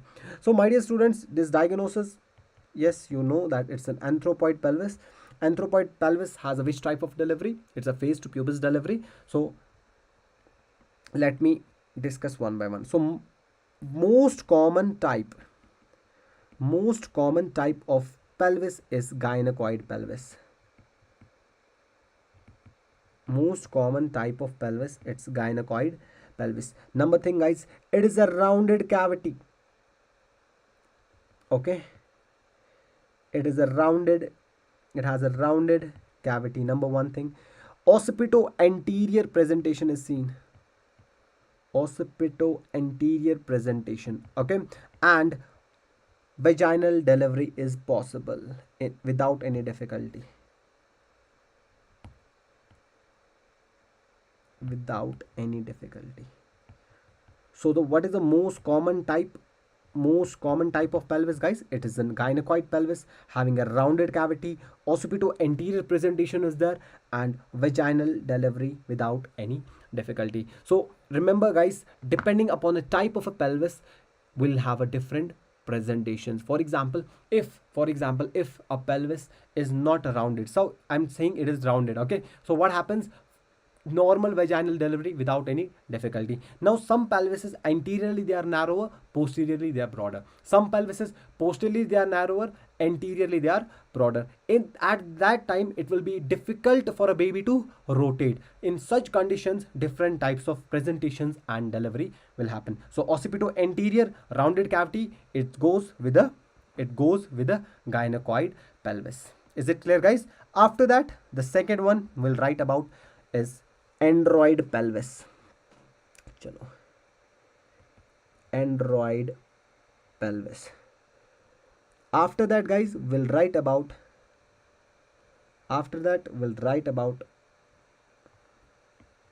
anthropoid pelvis. Anthropoid pelvis. So android pelvis, anthropoid pelvis, and platyploid pelvis. Platyploid pelvis.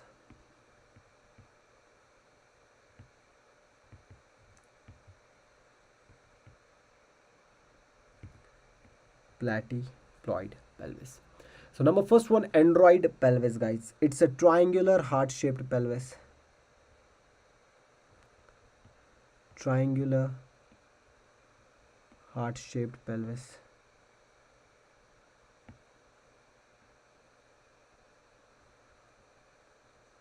Okay, it's a triangular heart shaped pelvis. Now deep transverse arrest. Deep transverse arrest occurs in android pelvis?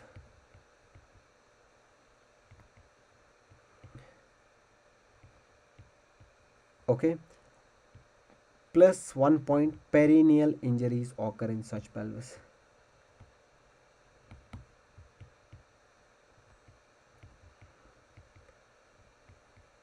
Android pelvis. Sir, what is this deep transverse arrest?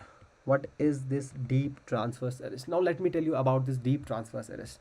Now guys, either we have occipito anterior position or occipito posterior position. Okay, now 80% of occipito posterior, they will change to occipito anterior and they are delivered normal vaginal delivery. So occipito posterior, they change into the occipito anterior and they are delivered normal vaginal delivery.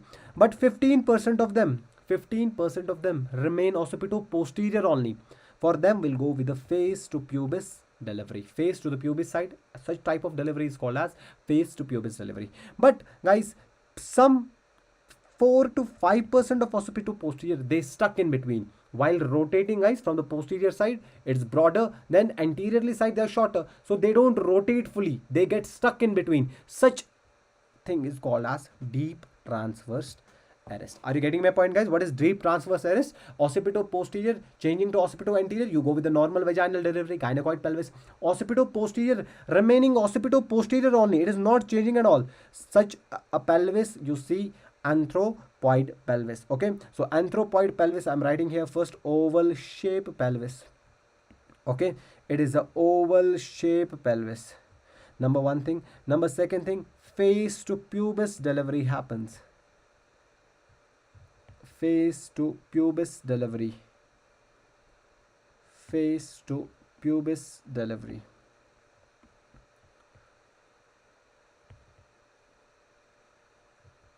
Face to pubis delivery, and there is no rotation. Okay, so the oval pelvis, guys, there is no rotation. Occipito posterior remains occipito posterior only. And which type of pelvis will hold that? Oval shape pelvis, anthropoid pelvis. So which type of delivery, guys? Face to pubis delivery. Here you will remember deep transverse arrest, you will remember with the android pelvis. Face to pubis delivery, you remember with the anthropoid pelvis. And a rare type of pelvis, that is platypoid pelvis. Are you getting my point, guys? Rare type of pelvis. Which type of presentation is seen, guys? Face presentation. Now what exactly is face presentation? Now see, guys, when a face is touching the lower segment, when the face is touching at the lower segment, I call it as face presentation. Are you getting my point? If shoulder is touching at the lower segment, I call it as shoulder presentation or the transverse presentation. If breech is touching to the lower segment, I call it as breech presentation. So which type of pelvis will have a face presentation when the face will touch? Such type of a pelvis is called as platypoid pelvis. Okay, platypoid pelvis. Also, guys, normal vaginal delivery. In face presentation, what is happening? Normal vaginal delivery. Now if I go more into the deeper this part, guys, what exactly is face presentation? I will tell you fast verbally, because some types of face presentation you have go with the cesarean section. For that I need to go deep into the labor chapter. Now I will tell you verbally. First of all, guys, what is a normal presentation? One is a normal presentation, guys. The normal presentation of the patient, you have which type of pelvis you have? So normal presentation of the patient, we have a cephalic presentation. Okay, head is touching to the lower segment. Now based upon the extension and the flexion of this head, now head touching the lower segment, it can have different types. It can have brow, it can have vertex, or it can have face presentation. Okay, deflexed, flexed, or face presentation. Now depending upon the diameter, if I talk about a diameter, guys, I know that brow presentation have a diameter of 14 centimeter mento vertical. I go with the cesarean section. Rest, face, and vertex have 9.5 centimeter. Further, guys, if I go to deeper into the face presentation, if there is a diameter sternobregmatic of 17 centimeter, such type of face presentation I have to deliver with the cesarean section. So which face presentation you deliver with the cesarean section? Posterior one. Okay, why? Because the diameter is 17 centimeter, which is very difficult to deliver what? Normal vaginal delivery. So that I will teach you in a detail in the labor chapter, guys. that I will teach you in the detail in the labor chapter. What exactly is that? Chalo, theek hai. Now further guys, further after that guys, if I talk about face to pubis delivery, see, look at this picture. You will understand what exactly is face to pubis. I'll show you. Wait. Now see guys. Now see. Can you see in the picture occipito posterior and occipito anterior? Now, if this occipito posterior is changing 80% of times, it's changing to the occipito anterior, we go with the normal vaginal delivery. Okay. Now, if this occipito posterior will remain occipito posterior only, can you see guys, this part, it is pubis. Okay. And here, this part, it is face. Okay. You can see here guys, face and pubis. Such type of delivery will be called as face to pubis delivery. And it is seen in face to pubis delivery. And it is seen in which type of pelvis guys? It is seen in oval shaped pelvis called as anthropoid pelvis. Anthropoid pelvis. And sometimes there is no rotation. Sometimes there is no rotation and the baby gets stuck. There is no rotation and the baby gets stuck. Okay, such a thing is called as deep transverse arrest. Okay, that is called as deep transverse arrest. And how do you manage deep transverse arrest guys? You manage deep transverse arrest with the help of forceps, but best managed by cesarean section. Now look at this picture guys. Very easy picture. Most common gynecoid, occipito anterior, normal vaginal delivery. Platypoid, it's flat shaped pelvis. Face presentation is there. Android pelvis guys, it's a triangular heart shaped pelvis. Deep transverse arrest occurs in this pelvis. And this one guys, anthropoid pelvis, it's the second most common oval shaped pelvis. And what happened guys? Face to pubis delivery happens. Face to pubis delivery happens. Is it clear guys? So the easy way to remember these pelvis and the presentations also I have mentioned. Is it clear? Write down in the comment section guys. All clear? Face presentation. Now I told you which type of face presentation will be difficult to deliver normal vaginal delivery guys. See. Chalo. Now see, brow I've already mentioned, it's mento vertical. We go with the cesarean section. But here guys, if I check it here, if I'll show here guys, this is the face presentation when the face is touching the lower segment. Can you see in the picture?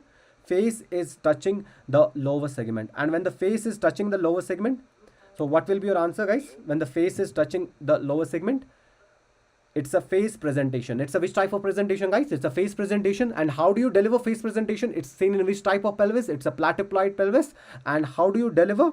कैसे deliver करोगे? Normal vaginal delivery. But if it is sternobrachmatic 17.5 centimeter, the posterior face presentation, you have to go with the cesarean section. And if this posterior will change into the anterior, if the posterior face presentation will change into the anterior, you go with the normal vaginal delivery. But if it stays mento posterior only, you go with the cesarean section. You go with the cesarean section. Is it clear? All of you guys? Crystal clear. Good. Yes. Same goes with the brow guys. 14 centimeter guys. Brow is touching the down lower segment. You have to 14 centimeter diameter. You have to go with the cesarean section. Okay. Here, this is what I was discussing. 80% of occipito posterior will become occipito anterior. You go with the normal vaginal delivery. 15% of them will stay occipito posterior only. You go with the face to pubis delivery. 2 to 3% will get stuck, known as deep transverse arrest. They are managed by the forceps or best managed with the cesarean section. It is in terms of the labor. But when I teach you same thing in terms of the pelvis only guys, types of the pelvis, see. First one, gynecoid, it's the most common type one guys, occipito anterior. Second most common type of pelvis is anthropoid, oval shaped guys, face to pubis delivery.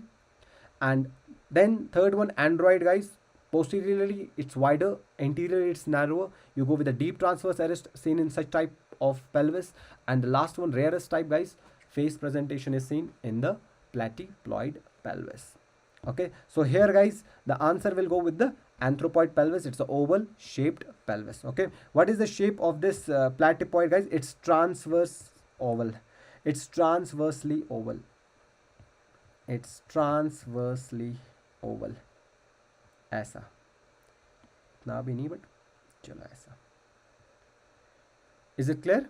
All of you who are watching online, is it clear to everyone? Any doubts? Any single thing guys?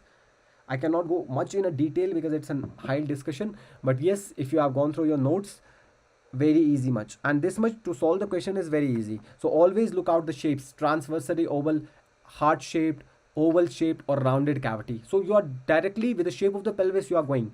And then guys, face to pubis, deep transverse arrest, normal vaginal delivery, occipito anterior.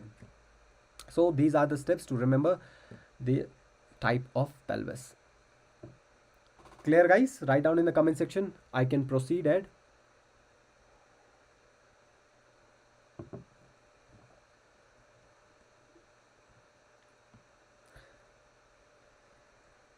Write down in the comment section guys, so I can proceed.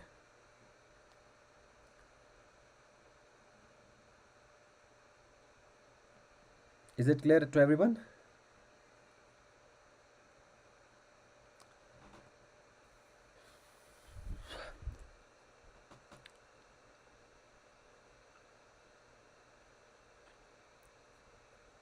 Yes sir, clear. Chalo guys, let's move to the next topic. Next question.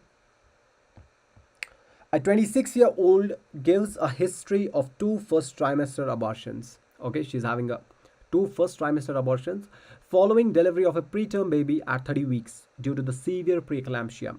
She is an anxious and want to be evaluated preconceptionally. Which of the following investigation will you advise?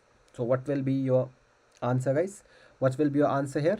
Write down in the comment section. She's having history of 2 first trimester abortions. Okay, and she had delivered a preterm baby guys before 30 weeks due to the severe preeclampsia.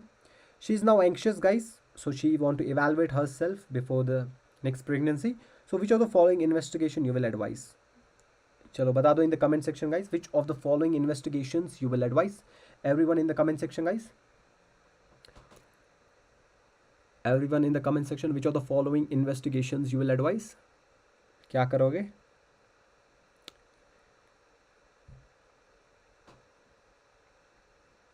Yes.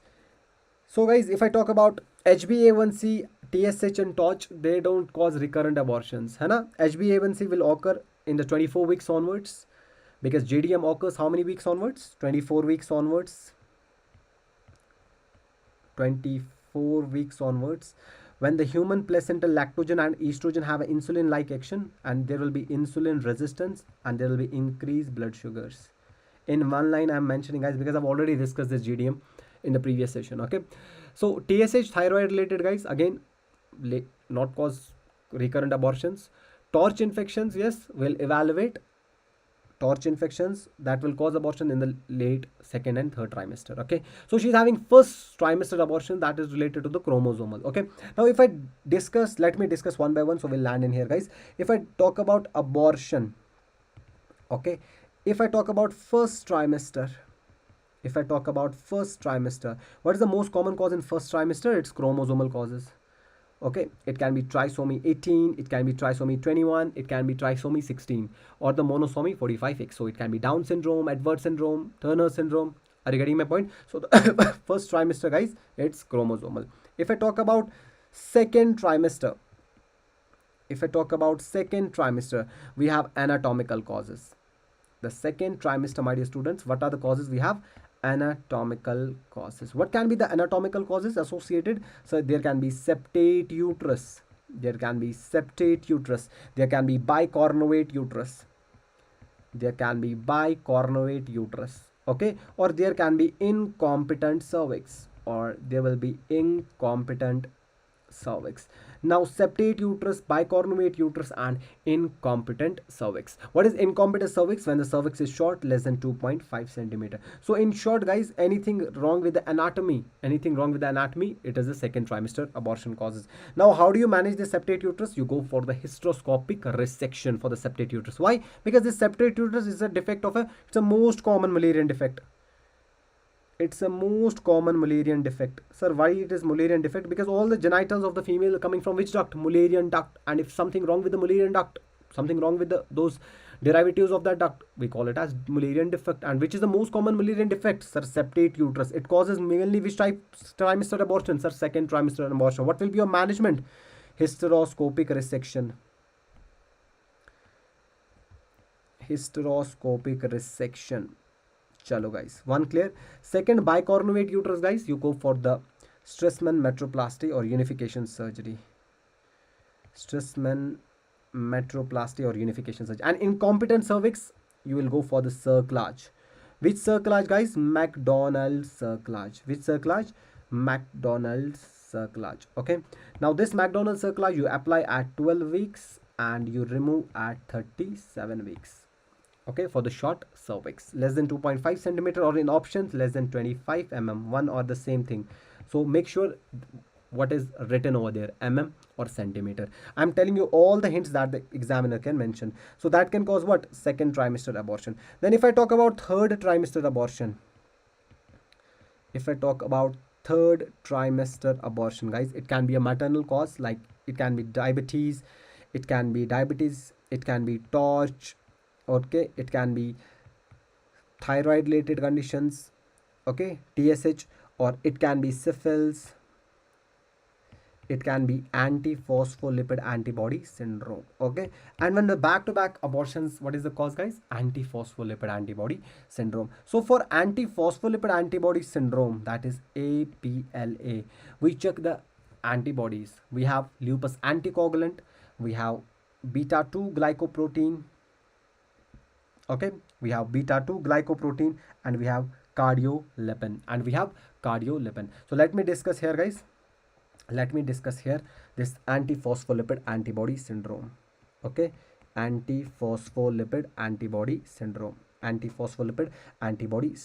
So we have two types. Okay, we have acquired thrombophilia, okay, or we have inherited thrombophilia. We have acquired thrombophilia, or we have inherited thrombophilia. Okay, why? Because these thrombophilia, they can cause what guys?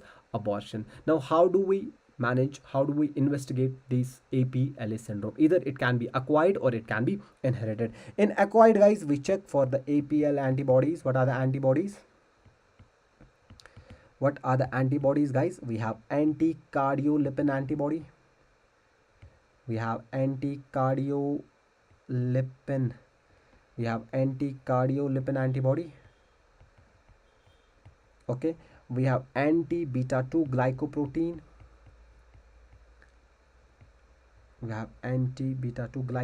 have lupus anticoagulant, These are the three antibodies guys which we see in the acquired antiphospholipid antibody syndrome. Okay, and what will be your treatment guys? Sometimes they will ask the treatment of the condition. You write low molecular weight heparin plus aspirin will be the treatment. Low molecular weight heparin plus aspirin is the treatment for acquired antiphospholipid antibody syndrome, acquired thrombophilia, and APLA is a type of acquired thrombophilia. In inherited one, my dear students, there is a factor 5 Leiden mutation.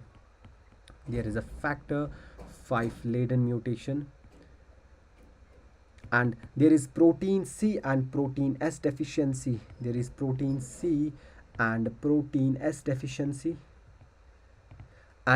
is prothrombin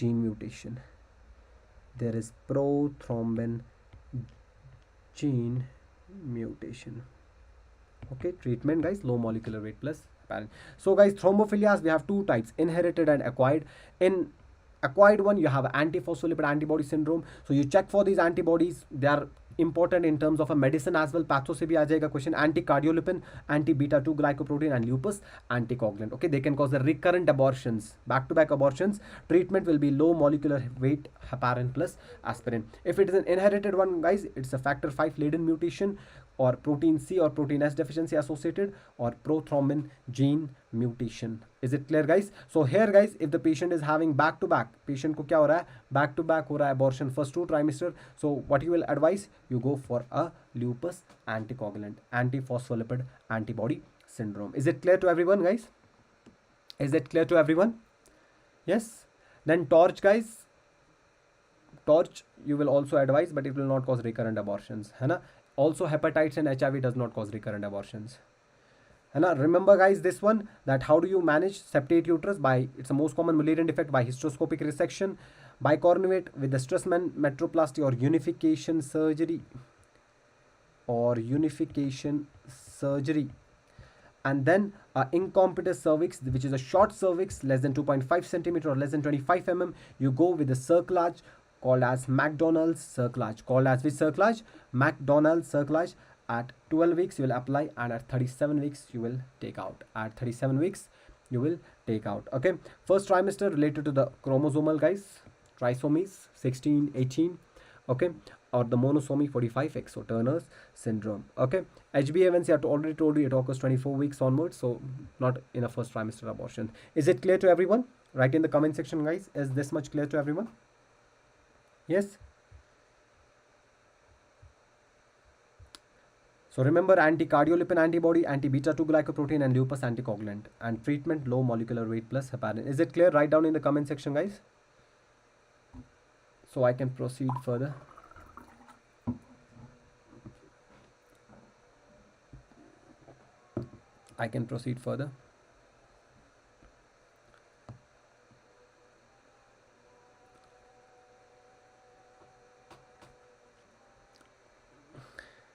Yes, all clear, guys? All clear?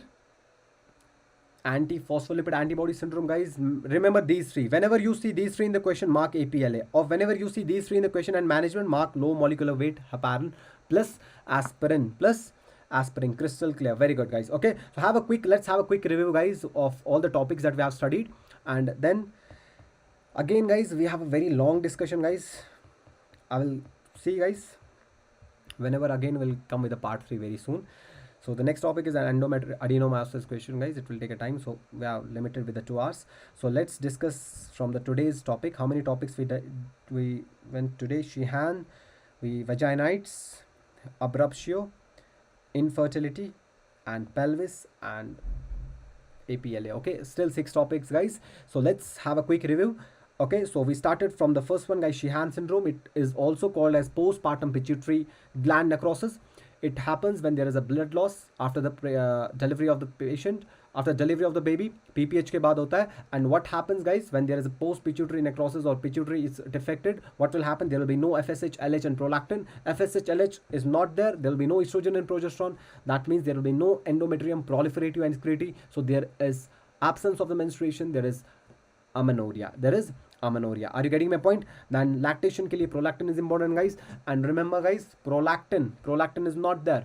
What is the condition, guys? Lactation will not happen, because that's why the first symptom of the patient is complaining of what? Failure of lactation. In the clinical case also, it is mentioned that there is a amenorrhea along with the lactation failure. Okay, so it's wrong. It's related to the hormones, guys. So what you will try to give, how you will try to treat the patient? You substitute the hormones. Okay, on MRI there's a pituitary ring sign, and it's in a mention, they can mention post pituitary necrosis, they can mention postpartum pituitary gland necrosis, they can mention pituitary apoplexy. All goes with the Sheehan syndrome. Steven Levelthan, PCOS, Rotterdam criteria already discussed. Okay, Asherman syndrome, uterine synec adenolysis is the treatment. Okay, it is a complication after the dilatation and curettage in case of a secondary PPH or abortion. Is it clear? So after that, guys, second topic we discuss about the types of vaginitis. The most common goes with the bacterial vaginosis, having a greenish white discharge, a creamy discharge with a fishy odor, having a criteria, Amsel's criteria. 4 things should be there: clue cells, whiff test positive, creamy discharge, and fishy odor. Are you getting my point, guys? The treatment or the drug of choice, is metronidazole. Trichomonas causative organism is Gardnerella. And trichomonas, guys, caused by the trichomoniasis, caused by the Trichomonas vaginalis. There is a strawberry vagina, also called as Colpites macularis. The partner is treated as well. Number 1, drug of choice is metronidazole. The discharge is frothy or the greenish yellow discharge. Then the candidiasis caused by Candida albicans, guys. There's a curdy discharge or the cheesy discharge. Fluoroconazole, and orally and topical you give cotrimazole. Then a Suraksha clinic, which kit you will give for the vaginal discharge? Kit 2 green, having fluoroconazole and cyclonidazole present over there. Okay, then after that we discuss about an ectopic pregnancy. The most common site is fallopian tube. Which part of fallopian tube? Its most site is ampulla. Okay, the most common cause for the Ectopic pregnancy is pelvic inflammatory disease, which is also called as salpingitis ischemic nodosa. Then, based upon the treatment, guys, if in a clinical case it's mentioned the patient is having a shock, that means it goes with the ruptured ectopic pregnancy. Your definitive management will be salpingectomy. But always pay attention to the best management and the first management. If I discuss the first management, your answer goes to the resuscitation. First, cure the IV line will be the first management, and followed by that best management, your answer goes to the salpingectomy. If it's an unruptured ectopic pregnancy, guys, you have a medical management and a surgical management. What are the criteria for the medical management? When the ectopic size is less than 3.5 centimeters, somewhere you will see less than 4 centimeters, less than 3.5 centimeter, you go with the less than 3.5 centimeter, or the beta HCG is less than 5000 international units. Okay, so what are the drugs you use in the medical management? कौन से drugs use करोगे, guys? Methotrexate will be KCL, actinomycin and mifepristone. But if the beta ICG level exceeds 5000 international units and more than 3.5 centimeter, you go with the surgical management. What are the surgical management? Is salpingotomy, salpingostomy, milking of tube or resection, anastomosis. Two signs: bruising on the umbilicus, you have a Cullen sign, and bruising on the flanks, you have a Gray Turner sign. Okay, and if the beta ICG is doubling in the 48 hours, it means it's an intrauterine pregnancy. If it's doubling in 5 to 7 days, it's an ectopic pregnancy. In the diagnosis of pregnancy, guys, you might have studied one more sign called as double decidual sign due to the parietalus and capsularis. If there is a double decidual sign, guys, it is intrauterine pregnancy. If not, it is ectopic pregnancy.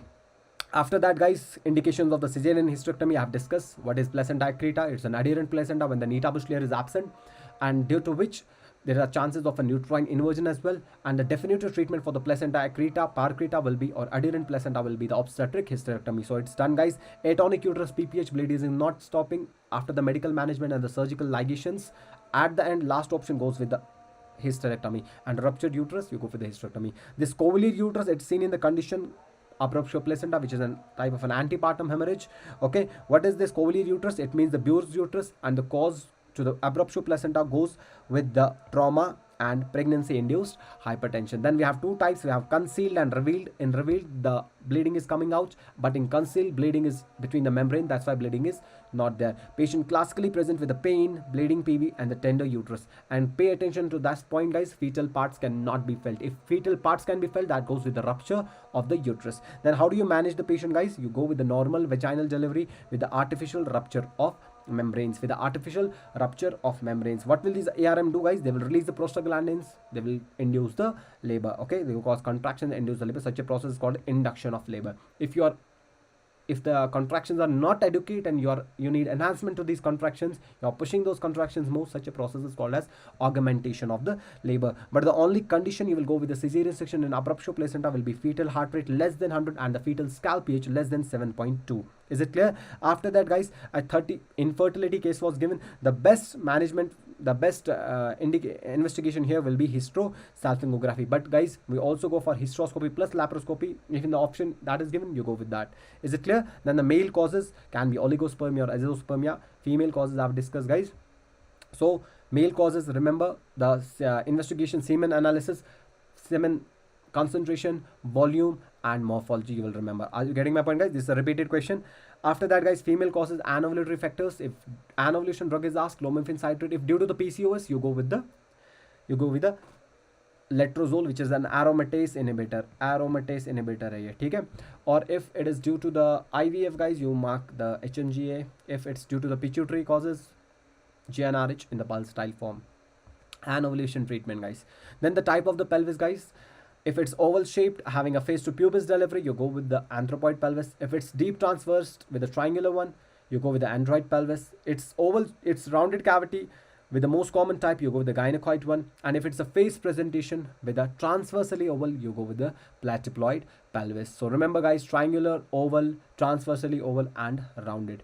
Okay, what will be the management of the deep transverse? It is you go with the forceps delivery. You go with the forceps delivery, but the best managed by cesarean section. Face to pubis I've discussed already, guys, and the face presentation. But which type of face presentation will not deliver normally? Posterior part, because there is a sternobregmatic diameter having a 17.5 centimeter. So that goes with the cesarean section. Then the last one, guys, abortion I've discussed. AP LA, first trimester chromosomal, second trimester anatomical causes like septate, bicornuate, incompetent cervix, less than 2.5 centimeter, you manage with a McDonald cerclage applied at 12 weeks and removed at 37 weeks. For septate, you go for the hysteroscopic resection. For bicornuate, you go with the Stressman metroplasty or unification surgery. Remember, most common Mullerian defect is septate uterus. Third trimester, it can be any maternal causes like diabetes, torch, celiac disease, syphilis, APLA, and all. Are you getting my point, guys? Then thrombophilias are two types, either acquired or inherited. In acquired, APLA is there, guys. You remember with the anti-cardiolipin antibody, anti-beta-2 glycoprotein, and the lupus anticoagulant. And the treatment will be low molecular weight heparin. And in inherited thrombophilias, it's a factor 5 laden mutation or the protein C and protein S deficiency, or there is a prothrombin gene mutation. So that was all about abortion. Next time when I'll discuss an abortion, I'll tell you what is the management of abortion depending upon the weeks. At how many weeks you go with the mifepristone, misoprostol medical abortion, and how many weeks you go for the suction and evacuation, then dilatation and curettage, and the last option with the prostaglandins. So I hope, guys, this much, all the 6-7 topics that I have discussed or related with, integrated with other topics as well, they will be useful enough. If you have any doubts, you can ping, guys. Any doubts, watch part 1 as well, guys. So 2 + 2 hours, around 15 chapters, 15 main topics, 10 to 12 topics, 13 topics in 4 hours are discussed there, and all the possible questions that the examiner can ask. Okay, revise your main notes first, whatever source you are following, guys. Revise the main notes and then you go with this discussion at 2x speed. It will be very useful. So any doubts, guys, you can ping in the in the comment section, guys. Anyone, any doubts, you can ping in the comment section. Is it clear, guys? All of you, is it clear whatever I was discussing? Is it clear, everyone? Thank you so much. Yes, you're welcome, you're welcome. I hope, guys, you guys enjoyed the session. I tried to cover most of the things.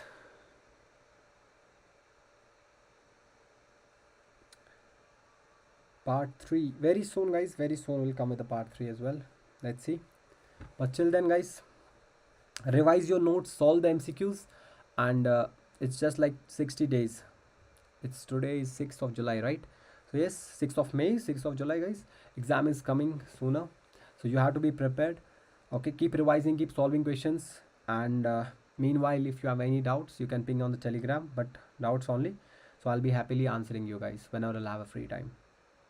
Okay, so any doubts from the first high discussion or the second high discussion, guys? I was a bit faster because it's a discussion, we cannot go in a detail, but I try to focus more on the important topics. I did not left anything, but still, if it is something there, guys, you guys can ping me up. So I wish you all the best, guys. Keep studying. Okay, keep solving questions, revise your notes, don't compare your knowledge with anyone. You run your own race and you get it done. Okay, so guys, it was good to teach you guys for 2 hours. Thank you. Good luck, all the best.